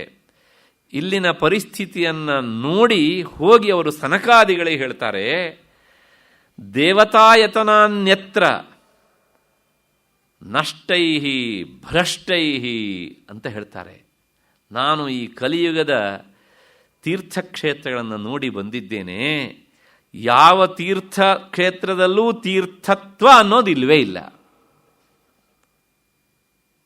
ತೀರ್ಥಸಾರಸ್ತಥೋಗತ, ಇದು ಅವರಿದ್ದೇ ಮಾತು. ಹಾಗಾಗಿ ಆ ತೀರ್ಥಕ್ಷೇತ್ರದ ಸಾರ ಹೊರಟು ಹೋಗಿಬಿಟ್ಟಿದೆ ಹೀಗೆ ಅಂತ. ಹೋಗಬಾರ್ದು ಅನ್ನೋದು ನನ್ನ ಮಾತಿನ ಅರ್ಥ ಅಲ್ಲ. ಯಾಕೆಂದರೆ ಇದನ್ನು ನೋಡಿದಾಗೂ ಸಮಾಧಾನ ಸಿಗತ್ತೆ. ಆದರೆ ಏನು ಅಂದರೆ ಇದೆಲ್ಲ ಕೊಡುವಂತಹ ಸಮಾಧಾನ ತಾತ್ಕಾಲಿಕವಾದ ಸಮಾಧಾನ. ತೀರ್ಥಕ್ಷೇತ್ರಕ್ಕೆ ಹೋಗಿ ಗಂಗೆಯಲ್ಲಿ ಸ್ನಾನ ಮಾಡಿದರೂ ಸಹ ಅದಿಷ್ಟು ಪಾಪ ಪರಿಹಾರ ಆಗತ್ತೆ, ಅಲ್ಲ ಅಂತೇಳಿ. ಯಾಕೆ ನಮಗೆ ಅದಕ್ಕೆ ಸ್ಥಾನ ಕೊಟ್ಟಿದೆ ಶಾಸ್ತ್ರ. ಆದರೆ ಇದು ಏನು ಮಾಡುತ್ತೆ ಕೇಳಿದರೆ ಆ ಪಾಪವನ್ನು ಮಾತ್ರ ತೊಳೆಯತ್ತೆ. ಪಾಪದ ಬೇರು ಹಾಗೇ ಇರುತ್ತೆ ಅಲ್ಲಿ. ತತ್ವಚಿಂತನೆ ಏನು ಮಾಡುತ್ತೆ ಕೇಳಿದರೆ ಬೇರನ್ನು ಕತ್ತರಿಸ್ಬಿಡುತ್ತೆ. ಅದಕ್ಕೋಸ್ಕರಲೇ ಅದಕ್ಕೆ ವಿಶೇಷವಾದಂತಹ ಸ್ಥಾನ. ತತ್ವ ಅಂದರೆ ಏನು ಹಾಗಿದ್ರೆ ಅಂದರೆ, ನಾನು ಪದೇ ಪದೇ ಉಪನ್ಯಾಸದಲ್ಲಿ ಹೇಳಿದ್ದೇನೆ, ತತ್ವ ಅನ್ನೋದಕ್ಕೆ ಅರ್ಥ ನಿಜ ಸ್ವರೂಪ, ಮೂಲ ಕಾರಣ ಅಂತ. ಮಡಕೆಯ ತತ್ವ ಮಣ್ಣು, ಬಟ್ಟೆಯ ತತ್ವ ನೂಲು, ನೂಲಿನ ತತ್ವ ಹತ್ತಿ, ಹತ್ತಿಯ ತತ್ವ ಹತ್ತಿಯ ಕಾಯಿ, ಕಾಯಿಯ ತತ್ವ ಗಿಡ, ಆ ಗಿಡದ ತತ್ವ ಮಣ್ಣು, ಮಣ್ಣಿನ ತತ್ವ ಪರಬ್ರಹ್ಮ ವಸ್ತು. ಹೀಗೆ ಈ ಪ್ರಪಂಚ ಮೂಲವಾದಂಥ ಒಂದು ವಸ್ತು ಏನುಂಟಲ್ಲ, ಬ್ರಹ್ಮವಸ್ತುವನ್ನೇ ತತ್ವ ಅಂತ ಶಾಸ್ತ್ರ ಕರೆದಿದೆ. ಹಾಗಾಗಿ ವೇದಾಂತಕ್ಕೆ ತತ್ವಶಾಸ್ತ್ರ, ಬ್ರಹ್ಮ ವಿಚಾರವನ್ನು ಮಾಡುವ ಶಾಸ್ತ್ರ ಎನ್ನುವಂಥದ್ದು ಅದರ ಅರ್ಥ. ಇದಕ್ಕೆ ಮೊದಲ ಆದ್ಯತೆ. ಯಾಕೆಂದರೆ ಅಜ್ಞಾನದ ಬೇರನ್ನು ಕತ್ತರಿಸುವುದು ಇದು ಮಾತ್ರ. ಮತ್ತು ಬೇರೆ ಶಾಸ್ತ್ರಗಳು, ವೇದಾಂತೇತರ ಶಾಸ್ತ್ರಗಳು ಅಂದರೆ ತತ್ವಶಾಸ್ತ್ರಕ್ಕೆ ಹೊರತಾದ ಶಾಸ್ತ್ರಗಳ ಚಿಂತನೆ, ಅದಕ್ಕೆ ಎರಡನೇ ಸ್ಥಾನ. ನ್ಯಾಯ, ವೈಶೇಷಿಕ, ಮೀಮಾಂಸಾ, ಯೋಗ, ಸಾಂಖ್ಯ ಇವೆಲ್ಲ ಇವೆ. ಆದರೆ ಈ ಕೆಲಸವನ್ನು ಇಷ್ಟು ಸುಲಭವಾಗಿ ಅವು ಮಾಡಲ್ಲ. ಅದಕ್ಕೋಸ್ಕರ ಕೇವಲ ಶಬ್ದಗಳನ್ನು ಇಟ್ಟುಕೊಂಡು ವಿಚಾರ ಮಾಡುವಂತಹ ಎಷ್ಟೋ ಶಾಸ್ತ್ರಗಳಿವೆ. ಅಂಥವಕ್ಕೆಲ್ಲ ಎರಡನೆಯ ಸ್ಥಾನ. ಮಂತ್ರ ಚಿಂತನೆಗೆ ಇನ್ನೂ ಸಹ ಮೂರನೆಯ ಸ್ಥಾನ. ಹೀಗೆ ಉಪನಿಷತ್ತು ಹೇಳಿದಂತಹ ಮಾತು ಪ್ರಾಯಶಃ ವಿವೇಕ ಚೂಡಾಮಣಿಯಲ್ಲಿ ನಾವು ಅದನ್ನು ಅಲ್ಲಲ್ಲಿ ಇಂಥದ್ದನ್ನು ನೋಡ್ತಾ ಬಂದಿದ್ದೇವೆ. ಅದಕ್ಕೆ ಪೂರಕವಾಗಷ್ಟೇ ನಾನು ಹೇಳ್ತಾ ಇದ್ದೇನೆ. ಹೀಗೆ ಮನುಷ್ಯ ಬುದ್ಧಿಗೆ ಆಹಾರವನ್ನು ಕೊಡ್ತಾ ಹೋಗಬೇಕು, ಮತ್ತು ಹೊಟ್ಟಿಗೂ ಆಹಾರವನ್ನು ಕೊಡಬೇಕು. ನಾನು ಈಗ ತಾನೇ ಹೇಳಿದೆ, ನಾವು ಮಾಡುವಂಥ ಎಲ್ಲ ಕ್ರಿಯೆ ಹಿಂದೆ ಒಂದು ಉದ್ದೇಶ ಇರ್ತದೆ ಅಂತ. ನಾವೆಲ್ಲರೂ ಸಹ ಬೆಳಗಿಂದ ಸಂಜೆವರೆಗೆ ದುಡಿತೇವೆ, ಮಾಡೋದೆಲ್ಲ ಹೊಟ್ಟೆಪಾಡಿಗೋಸ್ಕರನೇ. ಆ ಕರ್ಮ ಅಂದರೆ ಕೆಲಸ ಮಾಡೋದು ಯಾಕೆ ಅಂದರೆ ಆಹಾರಕ್ಕೋಸ್ಕರಲೇ ನಾವು ದುಡಿಬೇಕು. ಏಕೆಂದರೆ ದುಡಿಯದೇ ಇರುವವನಿಗೆ ತಿನ್ನುವ ಹಕ್ಕಿಲ್ಲ. ಕುರ್ವನ್ನೇವೇಹ ಕರ್ಮಾಣಿ ಜಿಜೀವಿಷೇತ್ ಶತಗಂ ಸಮಾಹ. ಯಾವನು ದುಡಿಯಲ್ಲೋ ಅವನಿಗೆ ತಿನ್ನೋದಕ್ಕೆ ಹಕ್ಕಿಲ್ಲ. ಹಾಗಾಗಿ ದುಡಿದು ತಿನ್ನಬೇಕು, ಆಹಾರವನ್ನು ಸಂಪಾದನೆ ಮಾಡಬೇಕು. ಮುಂದಿನ ಪ್ರಶ್ನೆ, ಕರ್ಮವನ್ನು ಯಾತಕ್ಕೋಸ್ಕರ ಮಾಡಬೇಕು? ಆಹಾರಕ್ಕೋಸ್ಕರ ಮಾಡಬೇಕು. ಆಹಾರವನ್ನಾದರೂ ಯಾಕೆ ತಿನ್ನಬೇಕು ಅಂದರೆ ಪ್ರಾಣ ಸಂರಕ್ಷಣಾರ್ಥಂ, ಪ್ರಾಣಧಾರಣೆಗೋಸ್ಕರ. ನಾನು ಇದನ್ನು ಹೇಳಿದ್ದೇನೆ, ಹಸಿವು ಮತ್ತು ಬಾಯಾರಿಕೆ ಪ್ರಾಣಧರ್ಮಗಳು ಅಂತ. ಹಾಗಾಗಿ ಪ್ರಾಣ ಸಂರಕ್ಷಣೆಗೋಸ್ಕರ ನಾವು ಆಹಾರವನ್ನು ಸ್ವೀಕರಿಸಬೇಕು. ಪ್ರಾಣವನ್ನಾದರೂ ಯಾಕೆ ರಕ್ಷಿಸಿಕೊಳ್ಬೇಕು ಅಂದರೆ ಪ್ರಾಣ ರಕ್ಷ್ಯಾ ತತ್ವಜಿಜ್ಞಾಸ ಹೇತೋಹೋ. ತತ್ವಜಿಜ್ಞಾಸೆಗೋಸ್ಕರ ಪ್ರಾಣವನ್ನು ರಕ್ಷಿಸಿಕೊಳ್ಬೇಕೇ ಅಷ್ಟೇ ಹೊರತು ತಿನ್ನೋದಕ್ಕಾಗಿ ಅಲ್ಲ ಅಂತ. ನನಗೆ ಒಂದು ಸಮಾಧಾನ, ನಾನೇನಾದ್ರು ಒಂದು ವಾಕ್ಯ ಶುರು ಮಾಡಿದರೆ ನಾನು ತುದಿ ಒರೆಸ್ಬೇಕಾದ್ದಲ್ಲ, ಕೇಳಿ ಕೇಳಿ ವೇದಾಂತ ನೀವೇ ಫಿಲಪ್ ದ ಬ್ಲ್ಯಾಂಕ್ಸ್ ಮಾಡ್ಕೊಬಿಡ್ತೀರಿ. ಇವಾಗ ಅದೊಂದು ಸಮಾಧಾನ ಉಂಟು ನನಗೆ.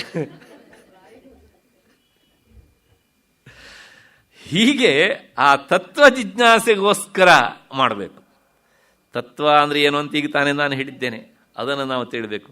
ಅದನ್ನಾದರೂ ಯಾಕೆ ತಿಳ್ಕೊಳ್ಬೇಕು? ತತ್ವ ಜಿಜ್ಞಾಸೆಯನ್ನಾದರೂ ಯಾಕೆ ಮಾಡಬೇಕು ಅಂದರೆ ತತ್ವಂ ಜಿಜ್ಞಾಸ್ಯಂ ಏನ ಭೂಯೋ ನ ಜನ್ಮ, ಏನ ಭೂಯೋ ನ ದುಃಖಂ. ತತ್ವ ಜಿಜ್ಞಾಸೆ ಮಾಡಿದರೆ ಏನಾಗುತ್ತೆ ಅಂದರೆ ದುಃಖ ನಿವಾರಣೆ ಆಗತ್ತೆ. ನಮ್ಮೆಲ್ಲರ ಬದುಕಿನ ಉದ್ದೇಶ ದುಃಖವನ್ನು ನೀಗಿಸಿಕೊಳ್ಳೋದು. ದುಃಖ ನೀಗಿತು ಅಂದರೆ ಅರ್ಥ ಏನು? ಸುಖ ಪ್ರಾಪ್ತಿ ಆಯಿತು ಅಂತ ಅರ್ಥ. ಸುಖ ಪ್ರಾಪ್ತಿ ಆಯಿತು ಅಂದರೆ ದುಃಖ ನೀಗಿತು ಅಂತ ಅರ್ಥ. ಇದೆರಡು ಒಂದು ನಾಣ್ಯದ ಎರಡು ಮುಖಗಳು ಅಲ್ವಾ? ಹಾಗಾಗಿ ನನಗೆ ಸುಖವಾಗಿದೆ ಅಂದರೆ ದುಃಖ ನಿವಾರಣೆ ಆಗಿದೆ ಅಂತ ಅರ್ಥ, ದುಃಖ ಆಗಿದೆ ಅಂದರೆ ಸುಖ ಸಿಗಲಿಲ್ಲ ಅಂತ ಅರ್ಥ. ಹಾಗಾಗಿ ತತ್ವ ಜಿಜ್ಞಾಸೆಯನ್ನು ಮಾಡೋದ್ರಿಂದ ಏನು ಪ್ರಯೋಜನ ಅಂದರೆ ಸಮಾಧಾನ. ಅದೊಂದು ದೊಡ್ಡ ಸಂಪತ್ತು. ಎಷ್ಟೆಲ್ಲ ಇದ್ರೂ ಸಹ ಆ ಸಮಾಧಾನ ಅನ್ನೋದು ಒಂದಿಲ್ಲ ಅಂತಾದರೆ ಅವನಷ್ಟು ಕಡು ದರಿದ್ರ, ಅವನಷ್ಟು ಕಡು ಬಡವ ಇನ್ಯಾರಿದ್ದಾರೆ? ಏನೂ ಇಲ್ಲದೆ ಇದ್ರೂ ಸಹ ಸಮಾಧಾನ ಇದೆ ಅಂತಾದರೆ ಅವನಷ್ಟು ದೊಡ್ಡ ಧನಿಕ, ಸಂಪತ್ತುಳ್ಳವನು ಪ್ರಪಂಚದಲ್ಲಿ ಇನ್ನೊಬ್ಬ ಇಲ್ಲ. ಹಾಗಾಗಿ ಸಮಾಧಾನ ಎನ್ನುವಂಥದ್ದು ಹೊರಗಿನ ವಸ್ತುಗಳಿಂದ ಬರುವಂಥದ್ದಲ್ಲ, ಒಳಗಿನಿಂದ ಬರುವಂಥದ್ದು. ಅದಕ್ಕೆ ಪೂರಕವಾಗಿ ನಿಲ್ಲುವಂಥದ್ದು ತತ್ವ ಜಿಜ್ಞಾಸೆ. ಅದನ್ನು ಮಾಡಬೇಕು ಎನ್ನುವಂಥ ಹಿನ್ನೆಲೆಯಲ್ಲಿ ಇಷ್ಟು ವಿಚಾರವನ್ನು ನಿಮ್ಮ ಮುಂದೆ ಇರಿಸಿದ್ದೇನೆ.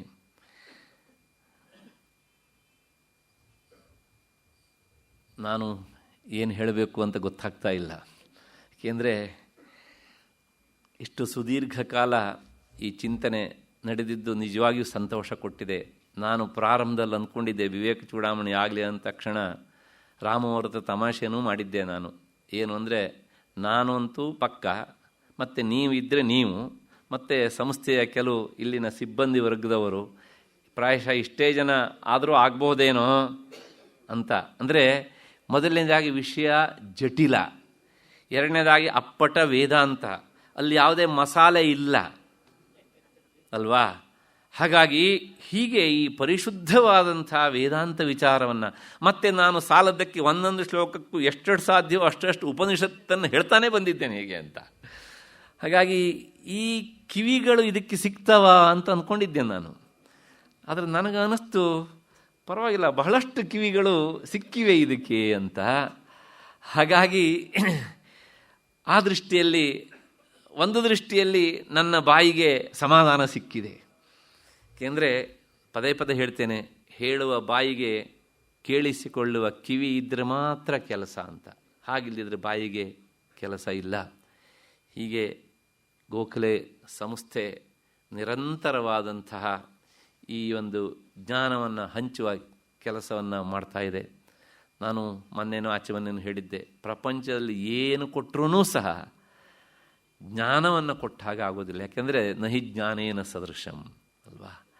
ಆ ಹಿನ್ನೆಲೆಯಲ್ಲಿ ಪ್ರಾಯಶಃ ಬೆಂಗಳೂರು ಮಾತ್ರ ಅಲ್ಲ, ನಾನು ತಿಳಿದಾಗೆ ಇಡೀ ಕರ್ನಾಟಕದಲ್ಲೇ ಇಂಥ ಒಂದು ಕೆಲಸವನ್ನು ಮಾಡ್ತಾ ಇರುವಂಥ ಒಂದು ಸಂಸ್ಥೆ ಇದ್ದರೆ ಅದು ಗೋಖಲೆ ಸಾರ್ವಜನಿಕ ವಿಚಾರ ಸಂಸ್ಥೆ ಅಂತ. ಯಾಕೆ ಈ ಸಂಸ್ಥೆ ಇಂಥದ್ದನ್ನು ಮಾಡುತ್ತೆ ಅಂದರೆ, ಆ ಸಂಸ್ಥೆಯ ಪ್ರಾರಂಭ ಮಾಡಿದಂಥ ವ್ಯಕ್ತಿಗಳು ಮತ್ತು ಅಲ್ಲಿಂದ ಮುಂದಕ್ಕೆ ಬರ್ತಾ ಇರುವಂಥ ವ್ಯಕ್ತಿಗಳು ಹೇಗಿರ್ತಾರೆ ಅನ್ನೋದರ ಮೇಲೆ ಇಂಥ ಚಿಂತನೆಗಳೆಲ್ಲ ಸಾಗ್ತಾ ಇರ್ತವೆ. ಹಾಗಾಗಿ ಪ್ರಾಯಶಃ ಡಿ ವಿ ಜಿಯವರ ಪಡಿಯಚ್ಚಾದಂಥ ಶ್ರೀಯುತ ಡಾಕ್ಟರ್ ನಾಡೋಜ ರಾಮಸ್ವಾಮಿಗಳವರು ಇಂತಹ ಚಿಂತನೆಗೆ ಸದಾ ಆಶಯವನ್ನು ಕೊಡುವಂಥವರು. ನಾನು ಹಿಂದೂ ಒಂದು ಮಾತು ಹೇಳಿದ್ದೆ, ಇವತ್ತು ಹೇಳ್ತೇನೆ, ಅದು ಚಿಂತನೆ ಅಂದರೆ ಸಮಗ್ರವಾಗಿ ಆಗಿಬಿಡಬೇಕು ಎನ್ನುವಂಥದ್ದು ಅವರ ಒಂದು ವಿಶೇಷವಾದ ಕಾಳಜಿ. ನಾನು ಹಿಂದೆ ಹೇಳಿದ್ದೆ, ಶಿವಾನಂದ ಲಹರಿ ಎಲ್ಲ ಶ್ಲೋಕ ಹೇಳಿ ಆದಮೇಲೆ ಸೌಂದರ್ಯ ಲಹರಿ ಅಂತ ಬಂದಾಗ ಹೇಗೆ ಹೇಳೋದು ಅಂತ ಒಂದು ಪ್ರಶ್ನೆ ಕೇಳಿದ್ದೆ ನಾನು ಅವ್ರ ಹತ್ರ. ಅವರು ಒಂದೇ ಮಾತು ಹೇಳಿದ್ರು, ಶಿವಾನಂದ ಲಹರಿಯ ಶ್ಲೋಕ ಹೇಗೆ ಒಂದನ್ನು ಬಿಡದೆ ಹೇಳಿದ್ದೀರೋ, ಸೌಂದರ್ಯ ಲಹರಿಯ ಯಾವ ಶ್ಲೋಕವನ್ನು ಬಿಡದೆ ಹೇಳಬೇಕು ಅಂತ. ಪ್ರಾಯಶಃ ಇಂಥ ಮಾತನ್ನು ಹೇಳುವಂಥ ಒಬ್ಬ ಸಂಸ್ಥೆಯ ಕಾರ್ಯದರ್ಶಿ ಸಿಗುವಂತಿದ್ದರೆ ಅದು ಗೋಖಲೆಯಲ್ಲಿ ಮಾತ್ರ, ಇನ್ನೆಲ್ಲೂ ಸಿಗೋದಿಲ್ಲ. ಯಾಕೆಂದರೆ ಅವರು ಅದನ್ನು ಬಲ್ಲವರು. ಆ ಬಲ್ಲವರು ಮಾತ್ರ ಇಂಥ ಮಾತನ್ನು ಹೇಳ್ತಾರೆ. ಅದರ ವಿಷಯದ ಪರಿಚಯ ಇಲ್ಲದಿದ್ದರೆ ಹೀಗೆ ಹೇಳಲಿಕ್ಕೆ ಸಾಧ್ಯ ಇಲ್ಲ. ಮುಗಿಸ್ರಿ ಸಾಕು ಈಗ ಅಂತ. ಹಾಗೆಯೇ ವಿವೇಕ ಚೂಡಾವಣೆಯ ವಿಷಯ ಬಂದಾಗಲೂ ಸಹ ಹಾಗೆ ಹೇಳ್ತಾ ಬಂದಿದ್ರೆ ಏನಾಯಿತು ಕೇಳಿದರೆ, ಕೇಳಿಗರಿಗೂ ಸಹ ಎಲ್ಲೋ ಒಂದು ಕಡೆಗೆ ಇದು ಹೀಗೆ ಸಾಗಬಹುದಾ ಎನ್ನುವಂಥ ಭಾವನೆ ಬಂತು ನಿಮ್ಮಲ್ಲಿ. ನಾನು ಮೊನ್ನೆ ಹೇಳಿದ್ದೇನೆ ಈ ಮಾತನ್ನು. ಇದನ್ನೂ ಸಹ ಹಿಂದಿನ ತರಗತಿಗಳ ಹಾಗೆ ಎಲ್ಲ ಶ್ಲೋಕವನ್ನು ಹೇಳ್ತೀರೋ ಅಥವಾ ಅಲ್ಲಿ ಜಂಪ್ ಮಾಡ್ತೀರೋ ಅಂತ ಕೇಳಿದ್ರು ಯಾರೋ ಒಬ್ಬರು. ನಾನು ಹೇಳಿದೆ ಜಂಪ್ ಮಾಡುವ ಪ್ರಶ್ನೆ ಇಲ್ಲವೇ ಇಲ್ಲ. ಯಾಕೆಂದರೆ ಅವತ್ತೇ ನನಗೆ ಸೌಂದರ್ಯ ಲಹರಿಯ ವಿಷಯವನ್ನು ಹೇಳುವಾಗಲೇ ನನಗೆ ಇದಕ್ಕೂ ಸಹ ಪರ್ಮಿಷನ್ ಕೊಟ್ಟ ಹಾಗೆ ರಾಮಸ್ವಾಮಿಗಳು. ಹಾಗಾಗಿ ಪ್ರತಿ ಶ್ಲೋಕವನ್ನು ಯಥಾಮತಿ ವ್ಯಾಖ್ಯಾನ ಮಾಡೇ ಮಾಡ್ತೇನೆ ಹೀಗೆ ಅಂತ. ಹಾಗಾಗಿ ಆ ಯಥಾಮತಿ ನಾನು ಅದನ್ನು ಮಾಡಿದ್ದೇನೆ.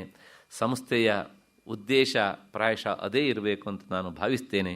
ನೀವು ಎಷ್ಟು ಸಾಧ್ಯವೋ ಅಷ್ಟು ಅದನ್ನು ನಿಮ್ಮ ಬುದ್ಧಿ ಪಾತ್ರೆಯಲ್ಲಿ ತುಂಬಿಕೊಂಡಿದ್ದೀರಿ. ಹೀಗೆ ಈ ಚಿಂತನೆಗೆ ಕಾರಣೀಭೂತವಾದಂತಹ ಈ ಗೋಖಲೆಯ ಸಂಸ್ಥೆಯ ಕಾರ್ಯದರ್ಶಿಗಳಾದಂಥ ಶ್ರೀಯುತ ನಾಡೋಜ ಡಾಕ್ಟರ್ ರಾಮಸ್ವಾಮಿಗಳವರಿಗೆ ನಾನು ಅನಂತ ಕೃತಜ್ಞತೆಗಳನ್ನು ಸಲ್ಲಿಸ್ತೇನೆ.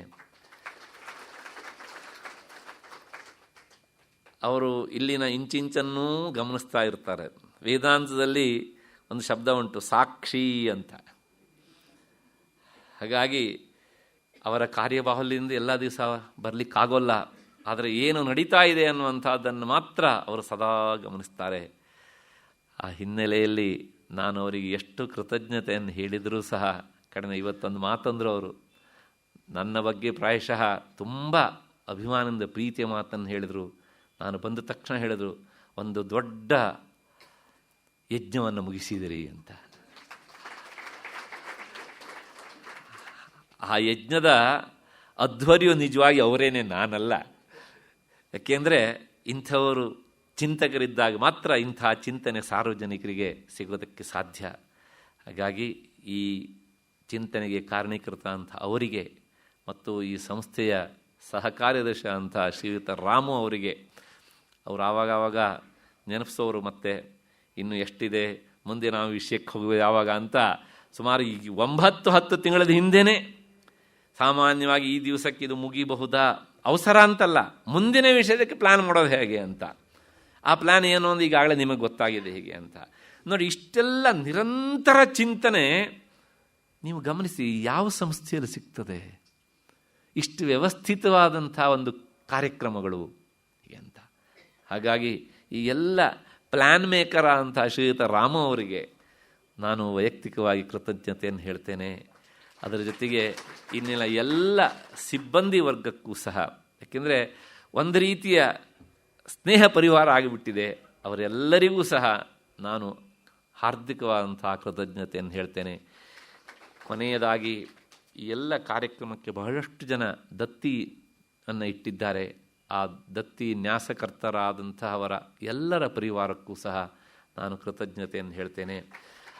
ಕೊನೆಯದಾಗಿ ಇದಕ್ಕೆ ಮೂಲಭೂತವಾಗಿ ಬೇಕಾದವರು ನೀವು.